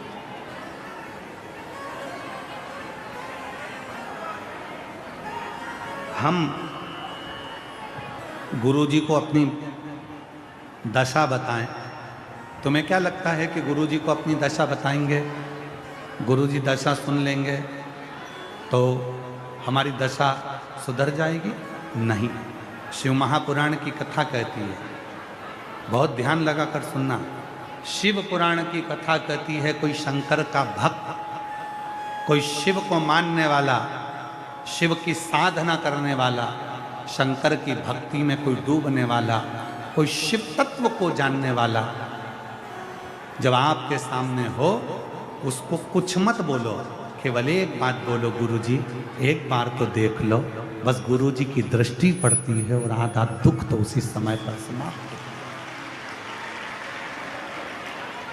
एक नजर कृपा की कर दो सांवरिया, एक नजर बस कृपा की कर दो, एक बार देख लो, एक बार दृष्टि पड़ जाए, एक बार बस केवल सम्मुख में हो जाए, एक बार। और देखने का कितना फल है, अंदाजा लगाइए कि जाकर देखने का कितना फल है। बेटे को बुखार आ रहा है, बेटी को बुखार आ रहा है, पति को बुखार आ रहा है, पत्नी को बुखार आ रहा है, सास को बुखार आ रहा है, ससुर को बुखार आ रहा है, डॉक्टर की दवाई दे रहे हो, इलाज करा रहे हो, सब कुछ हो रहा है, आपका बुखार नहीं उतर रहा। अब देखने का कितना फल होता है वो देखिए आप। एक कटोरी में थोड़ा सा जल लीजिए, अपने घर में ही जल लेकर आप बैठ जाओ, 108 बार उस पानी को देखते रहो और श्री शिवाय नमस्तुभ्यम कहते रहो। उस पानी को देखते रहो, श्री शिवाय नमस्तुभ्यम, श्री शिवाय नमस्तुभ्यम, श्री शिवाय नमस्तुभ्यम। या पंचाक्षर मंत्र नमः शिवाय, नमः शिवाय, नमः शिवाय, नमः शिवाय। या षडाक्षर मंत्र ओम नमः शिवाय, ओम नमः शिवाय, ओम नमः शिवाय, ओम नमः शिवाय। उस जल को देखकर यदि तुमने 108 बार दिल से शिव जी के नाम का उच्चारण करा और उस जल को उस जिसका बुखार नहीं उतर रहा है उसको पिलाओ और थोड़ा सा शरीर पर लगाओ, आधे घंटे बाद मालूम पड़ेगा कि ताप उतरता है कि नहीं उतरता। केवल दृष्टि, केवल दृष्टि, केवल दृष्टि। मछली अपने अंडे के पास कभी नहीं जाती, केवल मछली अपनी दृष्टि से अंडे को देखती रहती है और मछली का अंडा पक जाता है और उसका बच्चा पैदा हो जाता है। टिटहरी आकाश में उड़ती रहती है और अपने बच्चे को देखती रहती है, उस अंडे में बच्चा है और बच्चा पक जाता है और बच्चा जन्म ले लेता है। कछुआ अपने बच्चे को केवल देखता रहता है अंडे को और कछुए का अंडा पक जाता है और बच्चा जन्म ले लेता है, बच्चा जन्म ले लेता है। केवल देखता, कछुआ देखा, मछली देखी, टिटहरी देखी, मगर देखा, केवल देखने से उसका बच्चा पक जाता है और बच्चा जन्म ले लेता है। उसी तरह शिव का नाम लेते लेते जब हम जो शंकर की भक्ति में डूबा हुआ होता है वो किसी को अगर देख भी ले तो बस उसकी जिंदगी संवारना प्रारंभ हो जाता है। आप अपनी कटोरी में जल लिया, श्री शिवाय नमस्तु, श्री शिवाय नमस्तु। आप लोगों को कहा था अपने अपने घर के दरवाजे पर श्री शिवाय नमस्तुभ्यम का स्टिकर लगा दो, घर के बाहर भी लगाओ, घर के अंदर भी लगाओ। क्यों लगाओ? उसका कारण है, जब तक दरवाजा नहीं खुलेगा बेल बजाने वाला, घंटी बजाने वाला बाहर खड़ा है, उतनी देर में वो पढ़ रहा है श्री शिवाय नमस्तुभ्यम, श्री शिवाय नमस्तुभ्यम। उसकी दृष्टि उस मंत्र पर जा रही है और जैसे ही दरवाजा खुलेगा तुम्हारी भी दृष्टि अंदर लगे मंत्र पर गई है और जैसे ही दरवाजा खुलेगा तो वो दृष्टि कभी गलत नहीं करेगी, वो दृष्टि संवार कर तुम्हारी जिंदगी को सुख प्रदान करेगी। सुख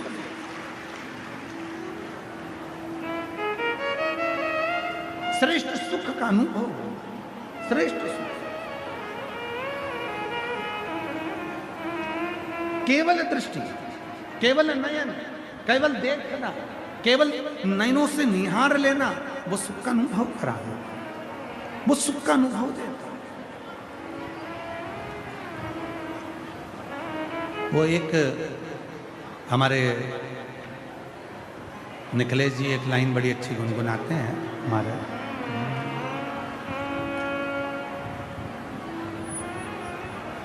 मिलना बड़ा जरूरी, हाँ मिलना बड़ा जरूरी, मिलना बड़ा जरूरी, मिलना बड़ा जरूरी।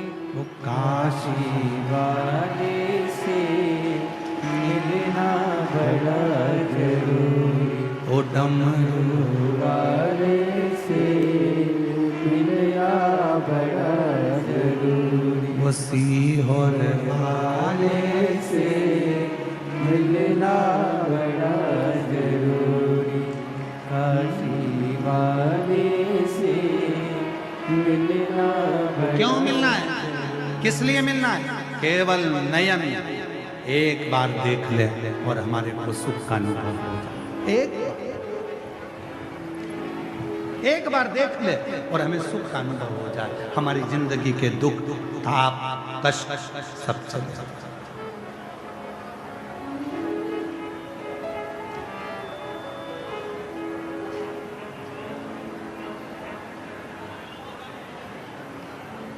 सारे दुख समाप्त हो। पर कई कई लोग ऐसे होते हैं जिनकी जिंदगी के दुख वो समाप्त ही नहीं करना चाहते। जैसे एक व्यक्ति आधार कार्ड बनवाने के लिए गया, आधार कार्ड बनवाने के लिए गया, बहुत लंबी लाइन लगी थी, वो भी लाइन में लग गया। 10 बजे ऑफिस खुलना था, 10:30 बज गई। एक व्यक्ति बार बार आगे आ रहा था, लाइन वाले लोग उसको पीछे खड़ा कर देते। फिर वो आगे आता था, फिर उसको लोग पीछे खड़ा कर देते, पीछे खड़ा हो जाओ। 11 बज गई, ऑफिस नहीं खुला आधार कार्ड का। 11:30 बज गई, आधार कार्ड का ऑफिस नहीं खुला। इतने में लोगों ने हड़ताल करना प्रारंभ कर दी कि बताओ सरकारी ऑफिस 12 बजे तक नहीं खुला। दूर तक खबर पहुंच गई, ऑफिसर का फोन आया, क्यों सर तुम अभी तक तुम्हारे कार्यालय में नहीं गए, आधार कार्ड बनना है लोगों के। सर ने फोन लगाकर बोला, सर मैं तो बार बार आगे जाने का प्रयास कर रहा हूं, ये मुझे वापस लाके लाइन में पीछे खड़ा कर दे। तब लोगों को मालूम पड़ा कि आधार कार्ड बनाने वाला तो पीछे खड़ा है और बेचारा आ रहा था आगे, पर तुम बार बार उसको ले जाके खड़ा कर देते थे पीछे। तुमको लगता था ये भी आधार कार्ड बनवाने आया।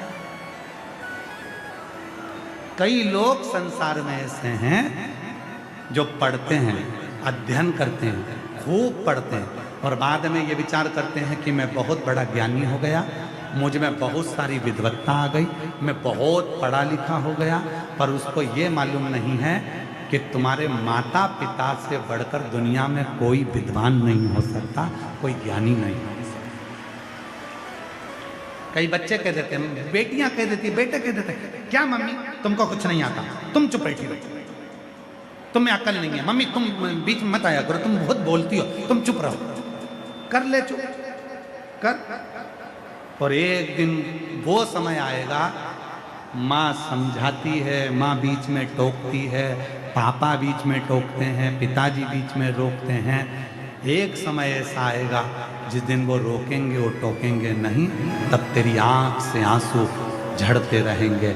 इसलिए निवेदन करना कि तुम्हारे घर के माँ बाप तुमको थोड़ा थोड़ा रोकते टोकते रहें तो तुम्हारी जिंदगी सार्थक होती चली जाती। क्या मम्मी तुम दिन भर रोकती रहती हो, दिन भर टोकती रहती हो, दिन भर कुछ ना कुछ कहती रहती हो, दिन भर तुम्हारे पास कोई काम नहीं है, टोकना टोकना टोकना टोकना। हाँ थोड़ा टोक रही है, ठीक है, कोई बात, अवस्था है, वृद्ध है, बुजुर्ग है, माँ है, बाबा है, थोड़ा टोकेंगे, ठीक है, होगा, समय आए, दृष्टि पड़ जाए के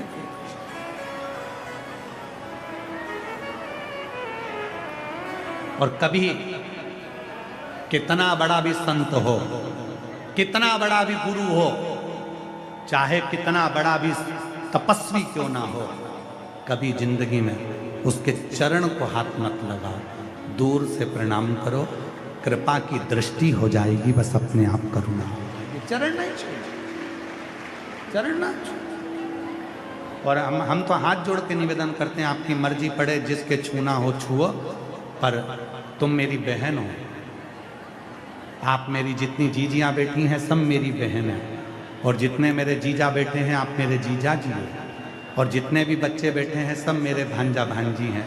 कृपया निवेदन है, और जितनी मेरी बुजुर्ग माँ बैठी हैं सब मेरी माँ, और जितने बुजुर्ग हैं सब मेरे पिता। आपसे निवेदन है, आपको चरण छूना है बड़े बड़े महाराज के छूना, पर हमारे चरण कभी मत छूना, क्योंकि आपका और हमारा रिश्ता बहन और भाई का, जीजा और साले का रिश्ता। आप हमारे चरण मत छू, आपको चरण छूना है, आप जिसका छूना छुओ, परंतु हमको मानो।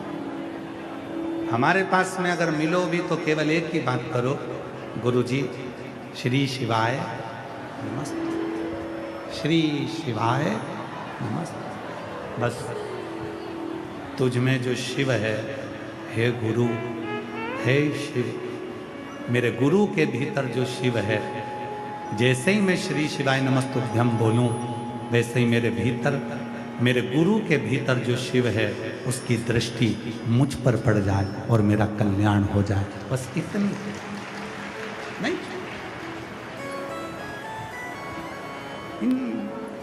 सारे आडंबरों से हमको दूर होना है, सारे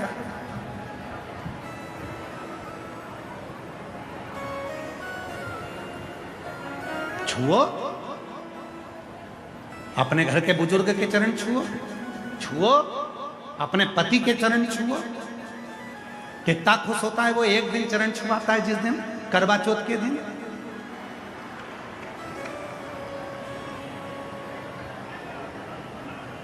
जिस दिन तुम उसका चलनी में मुंह देखती हो,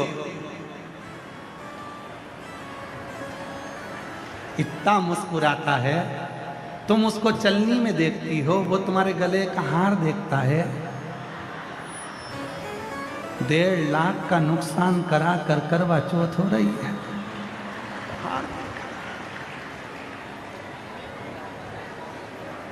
फिर तुम सिर पे पल्लू रुपट्टा लेकर धीरे से फिर तुम उसका चरण छूती हो। तुम उसका चरण छूती हो, वो चंद्रमा का चरण छूता है। हे चंद्रदेव, कृपा करो, इसको परमानेंट ऐसी कर दो जैसी आज है, ऐसी कृपा करो। वो चंद्र से कहता है कुछ कर दो। हे चंद्रदेव, थोड़ी सी करुणा करो महाराज, थोड़ी सी करुणा। और मिलना बड़ा जरूरी, हाँ मिलना बड़ा जरूरी, मिलना बड़ा जरूरी, ओ मिलना बड़ा जरूरी, ओ सीहोर वाले से। अशोक सुंदरी ने अपने पिताजी से प्रश्न किया, शिव जो बहुत सारा मस्तक पर चंदन लगा ले, वस्त्र बदल ले, गले में माला धारण कर ले, शोर करे, उसको क्या शिव मिल जाते? कि मौन है जो, उसे शिव मिल जाते? शिव जी ने हाथ पकड़ा अशोक सुंदरी का और ले गए बैकुंठ के मार्ग पर। बैकुंठ का एक मार्ग ऐसा था कि इधर जाएंगे तो नरक की ओर, इधर जाएंगे बैकुंठ की ओर। एक मोड़ आ गया। शिव जी उसी मार्ग पर अशोक सुंदरी को लेकर खड़े हो गए।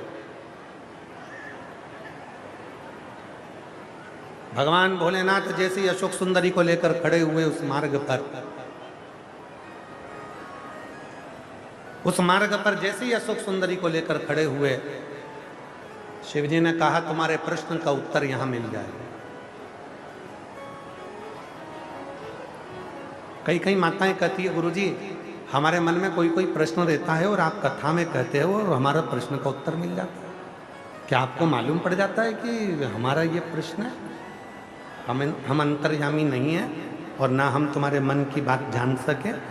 हम तो केवल इतना जानते हैं कि भोले बाबा आकर इस शिव महापुराण की कथा का वाचन करते हैं और वही सुनते हैं और वही बाँचते हैं और वही कराते हैं, किसी दूसरे की सामर्थ्य को। प्रभु आपकी कृपा से सब काम हो रहा है, करते हो भोले बाबा मेरा नाम हो रहा है, करते हो डमरू वाले मेरा नाम हो रहा है, भोले आपकी कृपा से सब काम हो रहा है, शंभु आपकी कृपा से सब काम हो रहा है। अशोक सुंदरी बीच में खड़ी है। यम के दूत 2 को पकड़ कर ला रहे हैं। एक व्यक्ति बहुत चिल्ला रहा था, बहुत तेज तेज चिल्ला रहा था। शिव जी ने रोका यमदूतों को। कहाँ ले जा रहे हो इनको? यमदूतों ने कहा बाबा जी, धर्मराज ने निर्णय दिया है, ये व्यक्ति जो चिल्ला रहा है ना, इसको ले जाके नरक में छोड़ना है। क्यों?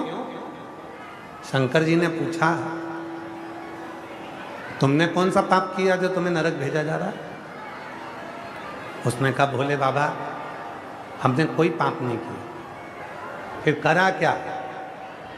अब उसने कहना चालू करा, मैं तो चिल्ला चिल्ला कर राम राम कहता था, इतनी तेज तेज आवाज लगाता था कि पूरे मोहल्ले को सुना देता था। कपड़े बदल कर चलता था, जो संतों के कपड़े हैं वही मैं धारण करता था। मस्तक पर बोट तिलक लगा लेता था, गले में माला पहन लेता था, सबको दिखाता था कि मैं भगवान का भक्त हूं। इसके बाद भी मुझे नरक भेजा जा रहा।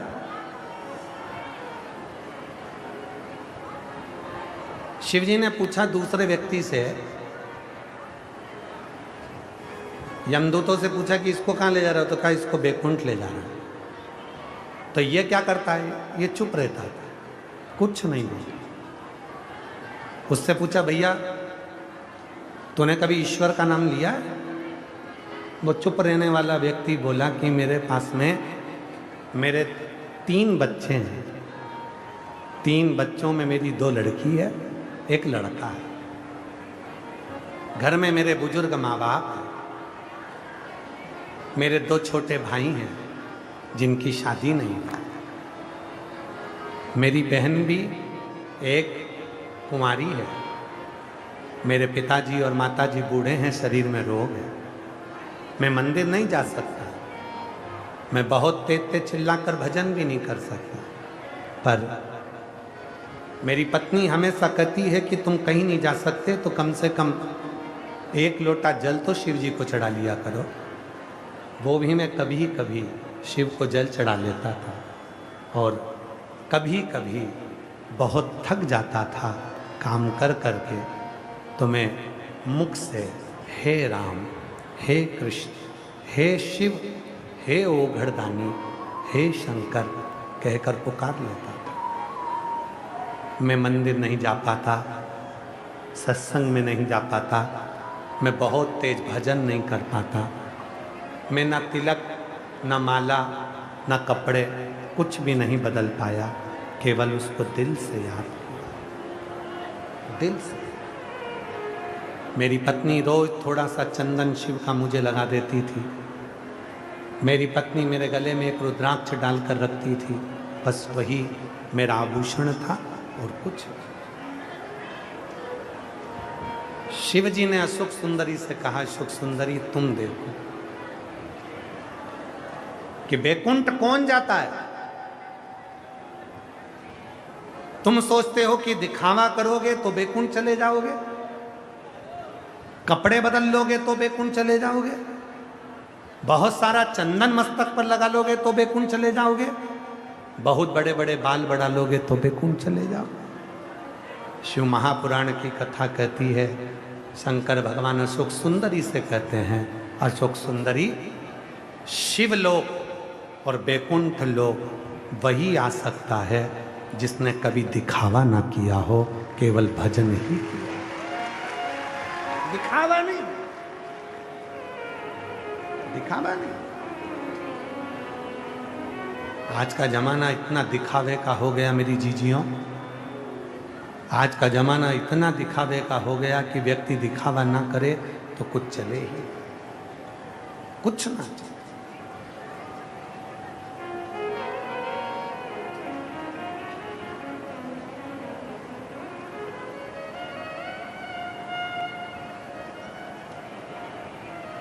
दिखावा होना ही, दिखावा।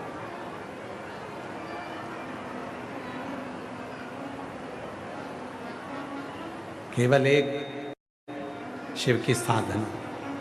और आपसे भी निवेदन है, मेरी दिल्ली की कई बेटियां ऐसी बैठी हैं, मेरी जीजियां ऐसी बैठी हैं, दिल्ली के कई मेरे जीजा ऐसे बैठे हुए हैं, कई मेरे बुजुर्ग माँ बाप ऐसे बैठे हैं, कई बेटा बेटी ऐसे बैठे हैं जो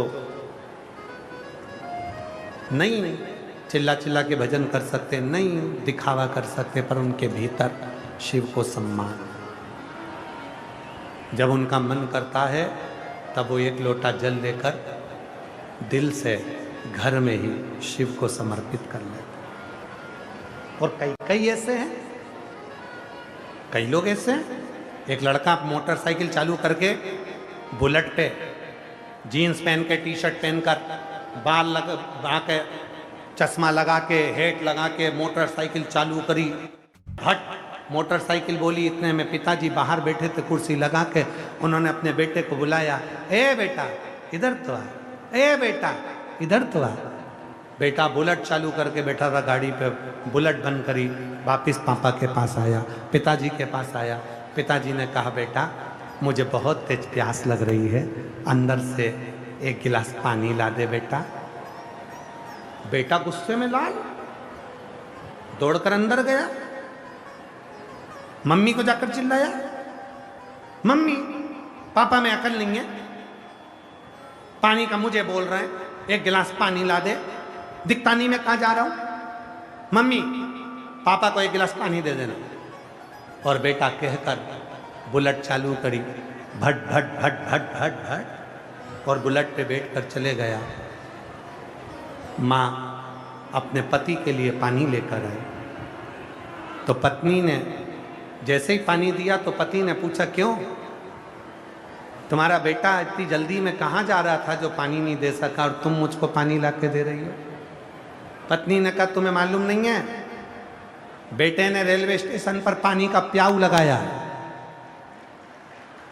स्टेशन पर पानी पिलाने जा रहा था। बाप ने माथा ठोका, बूढ़े बाप को एक गिलास पानी नहीं पिला पा रही और प्याऊ लगाकर दुनिया को पानी पिला रहा।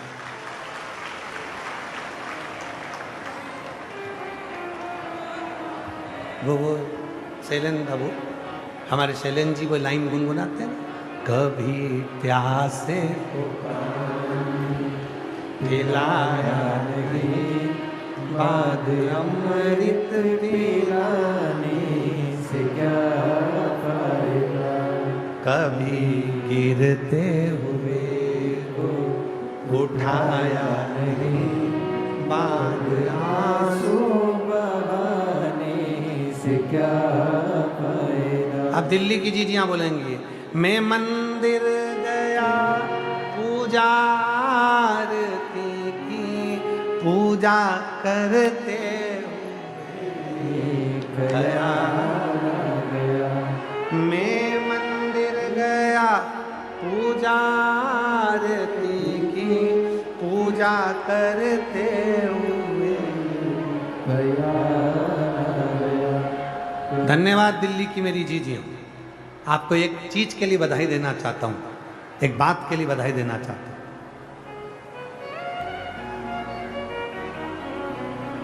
एक वीडियो किसी यूट्यूबर ने डाला,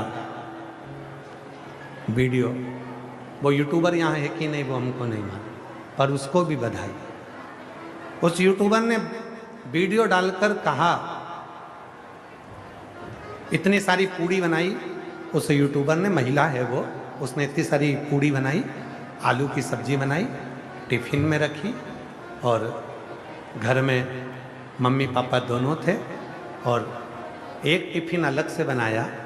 मम्मी पापा को भोजन कराने के बाद एक टिफिन मम्मी पापा के पास रखा और कहा, पापा मैं कथा में जा रही हूँ, वहाँ पर आज कथा का 5वां दिन है, तो मैं वहाँ पर पूरी सब्जी बांटूंगी, पूरी भाजी बांटूंगी, ये सब्जी भाजी आपके लिए भी रखी है पापा, वो यूट्यूब पे डला है, मैं वहाँ पर भी प्रसाद बांटूंगी, पर पापा वहाँ पर प्रसाद बांटूं और तुम उस प्रसाद को नहीं पाओगे तो मेरा दिल दुखेगा, इसलिए पूरी सब्जी बना कर रखी है, मैं जब वहाँ बांटूं ना पापा 2 बजे से 5 बजे तक, तो तुम भी 2 बजे से 5 बजे के भीतर थोड़ी सी पूरी सब्जी खा लेना। तो मुझे, मैं मंदिर गई पूजा आरती की, पूजा करते हुए गया,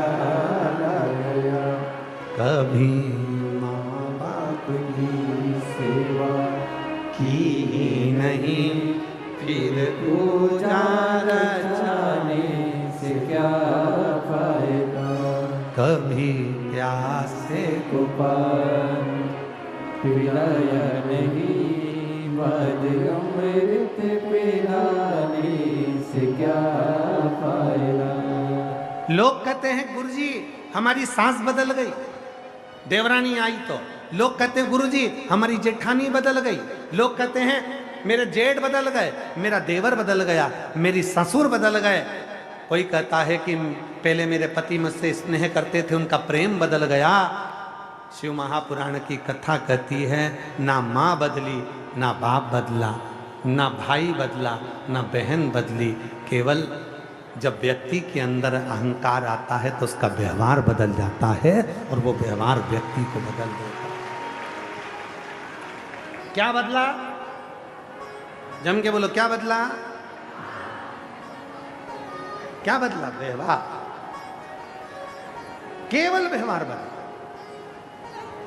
और अपनी जिंदगी में याद रखना, अपनी जिंदगी, हमारे दिल्ली वाले कह रहे थे गुरुजी हमारे पहले दिन की कथा आधा एक घंटा की छूट गई थी। अब तुम कह नहीं सकते कि सीहोर वाले बाबा ने तुम्हारी कथा को पूरी नहीं की। तुम बोल नहीं सकते। और एक बात और अपने अंदर उतार कर रखना, भीलवाड़ा में भी कहा था, जयपुर में भी कहा था और दिल्ली में भी कहकर जाऊंगा। सीहोर वाला बाबा अपनी पोथी के साथ आता है और पोथी के साथ ही वापस जाता है। कोई कह दे कि सीहोर वाले बाबा ने ये दुकान लगवाई या वो दुकान लगवाई या सीहोर वाले बाबा ने ये दुकान का पैसा ले लिया।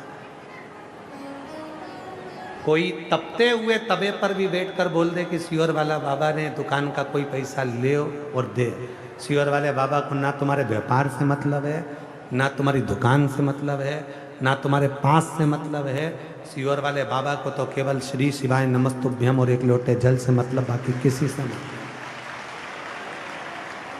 तुम्हारा धन तुम्हारे पास, तुम्हारी दौलत तुम्हारे पास।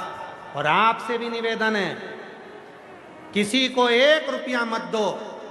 अपनी पड़ोस में कोई बच्चे रहते हैं, अपने परिवार में कोई बच्चे रहते हैं, उनको पढ़ना है, उनके पास पढ़ने का पैसा नहीं है, तो तुम किसी को मत दो। उस धन को अपने पास के बच्चों को या अपने परिवार के बच्चों की एजुकेशन में खर्च करो, उनको पढ़ाओ। कोई बीमार है अपने मोहल्ले में, अपने कॉलोनी में, अपने परिवार में कोई बीमार है, उसके पास दवाई का पैसा नहीं है, तो अपने पास से थोड़ी सी दवाई उसकी कराओ। ये दुनिया का सबसे बड़ा दान है, सबसे बड़ा पुण्य है। इस पुण्य से बड़ा दुनिया में कोई पुण्य नहीं है। और मेरी जीजियों, आप लोगों को बहुत बहुत बधाई देता हूँ इस चीज़ के लिए कि आप लोगों ने अपने घर से ला ला कर पानी पिलाना, बिस्कुट खिलाना, टॉफ़ी खिलाना, लोगों को जल पिलाना, इतनी व्यवस्था करी। मैं आपके चरणों को अगर नमन करूं तो मेरे शिव तत्व की प्राप्ति है। साधुता दुनिया। लोग कहते हैं दिल्ली दिल्ली दिल्ली, हम कहते हैं दिल्ली दिल वालों की है और किसी की नहीं। दिल्ली है दिल वालों की, यहाँ दिल वाला बसता है। किसी के दर्द में आकर खड़े हो जाना, किसी की तकलीफ में आकर खड़े हो जाना, किसी के दुख में आकर खड़े हो जाना, किसी की परेशानी में आकर खड़े हो जाना, ये दिल्ली है। ये दिल्ली है जहाँ शिव, और बहुत सुंदर स्मरण कराया पूरी दिल्ली ने, बहुत सुंदर।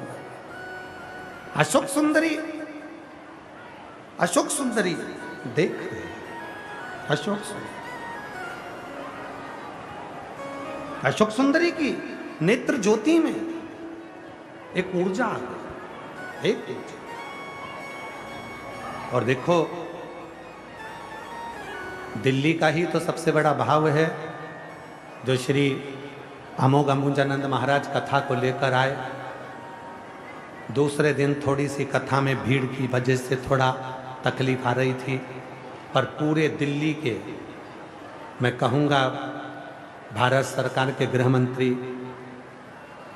श्री अमित शाह जी को, यहाँ के मुख्यमंत्री महोदय को और यहाँ के सांसद और विधायक महोदय को, जिन्होंने अंबुजानंद महाराज को भी बल दिया और कहा चिंता मत करो, ये कथा तो होगी। और महाराज के साथ भी खड़े होकर ये कथा का सुख होता है। ऐसा नहीं कि बड़ा आयोजन है, घर में 4 लोग आ जाते हैं तो परेशानी बढ़ जाती है। अब महाराज जी अगर कथा लेकर आए हैं श्री अंबुजानंद जी, होता है व्यवस्थाएं करने में बहुत खर्चा भी होता है, बहुत व्यवस्थाएं भी लगती हैं, लोगों की सुनना भी पड़ती है, पर अपने भाव से खड़े रहकर इस कथा को अग्रणता दी। एक बार उनके लिए भी जोरदार ताली बजाकर उनको साधन का शिव तत्व है, शिव की प्राप्ति का केंद्र बिंदु है शंकर। अशोक सुंदरी खड़ी, अशोक और अशोक सुंदरी ने देखा, पिताजी कह रहे हैं हे अशोक सुंदरी, बैकुंठ और शिव के धाम वही आता है जो दिखावे से दूर हो जाता है। जिसके अंदर दिखावा है, जिसके अंदर दिखावा भरा हुआ है, दिखावा है, वो शिव से, शिव से। कितने लोग हैं जो कुबेरेश्वर धाम गए कभी? हाथ उठाओ जरा, गए हो आप लोग? रखो रखो रखो रखो रखो। और बाबा बुलाए तो वापस चले जाना। उसको कभी कुबेरेश्वर धाम की धरा पर जाएं, कभी भी सीहोर में फोन लगाकर ये ना कहे किसी को कि हमारे रिश्तेदार रहते हैं तो हमको एक रुद्राक्ष ला कर दे देना, ना ना ना ना। सीहोर का रुद्राक्ष ना तो बाजार में बिकता है, सीहोर का रुद्राक्ष ना कहीं कोरियर कर कर भेजा जाता है।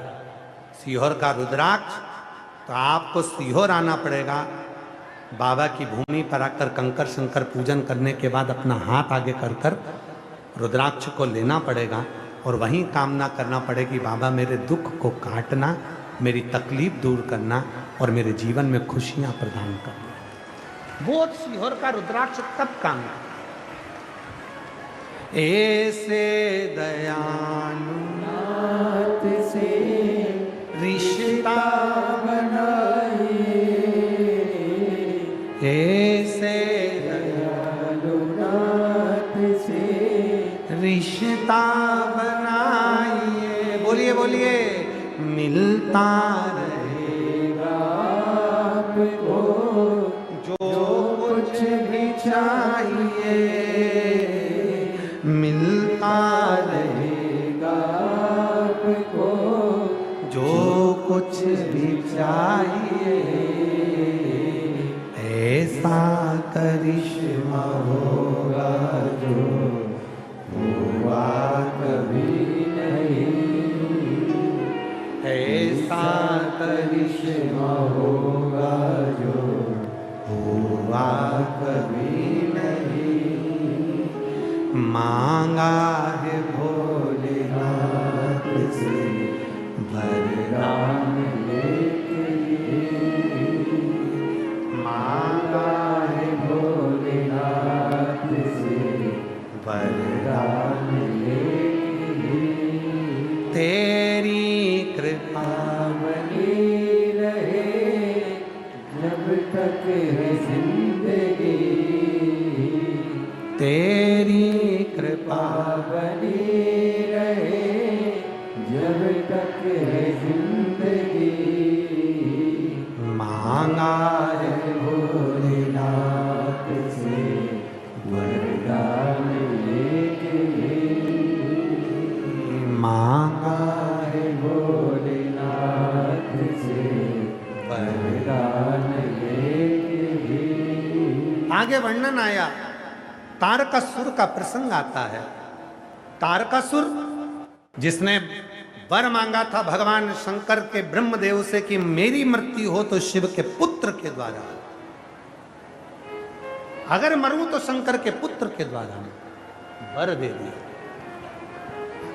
जो शिव को चाहने वाला होता है वो शिव को खुश देखना चाहता है, शिव को खुश, शिव को प्रसन्न।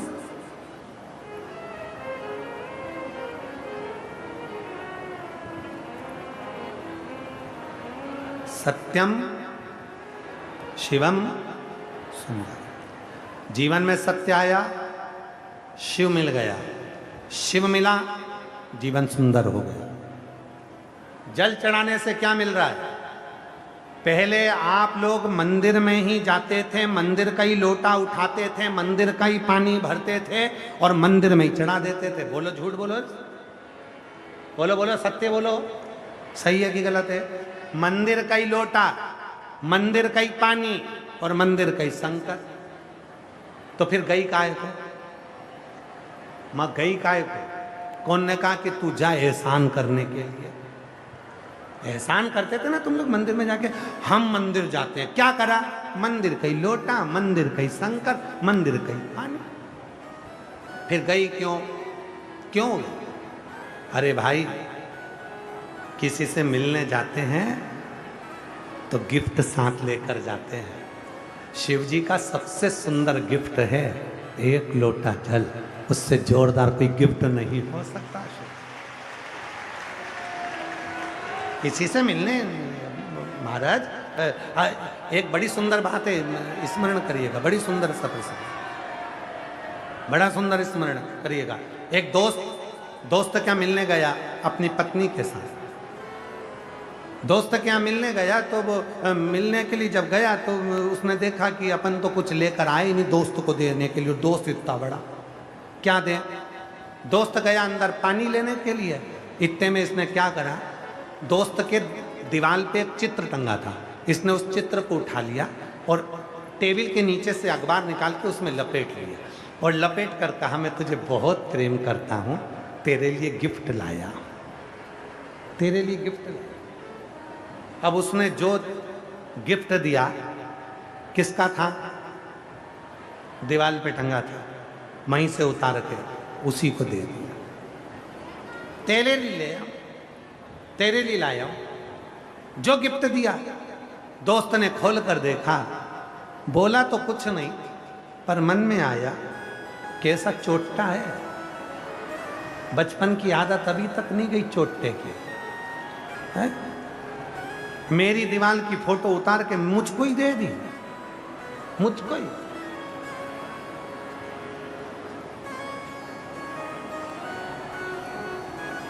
इसमें से कई मेरी जीजियां ऐसी बैठी हैं, कथा में आती हैं तो मैं कोई पानी की बोतल दे रहा है, एक बोतल ली,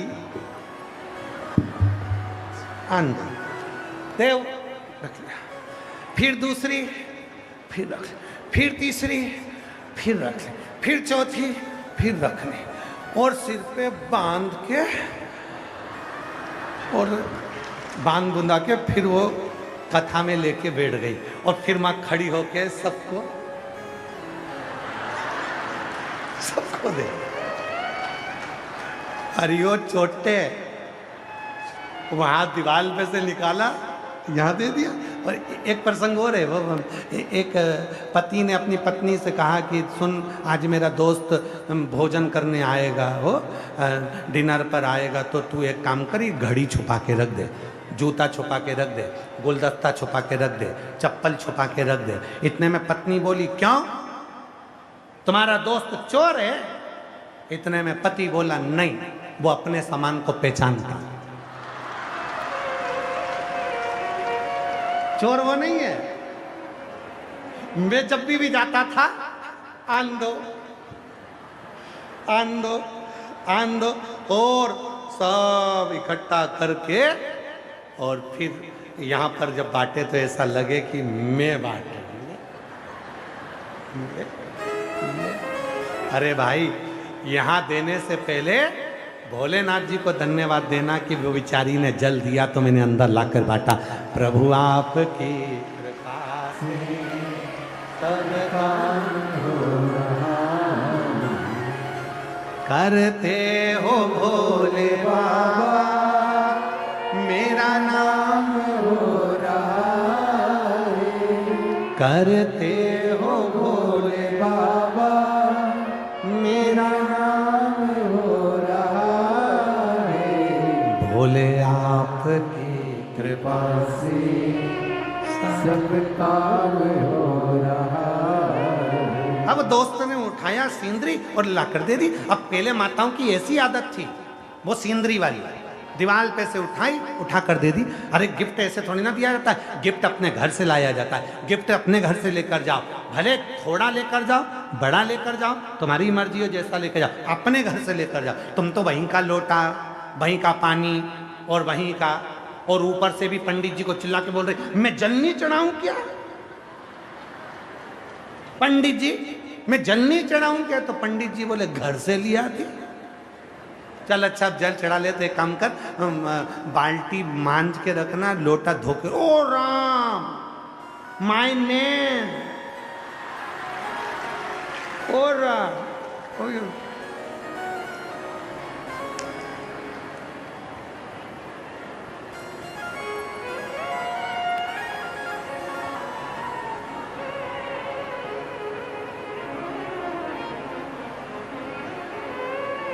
अरे भगवान, मेरे बाबा तेरी नौकरी सबसे बढ़िया है, सबसे करी भोले बाबा तेरी नौकरी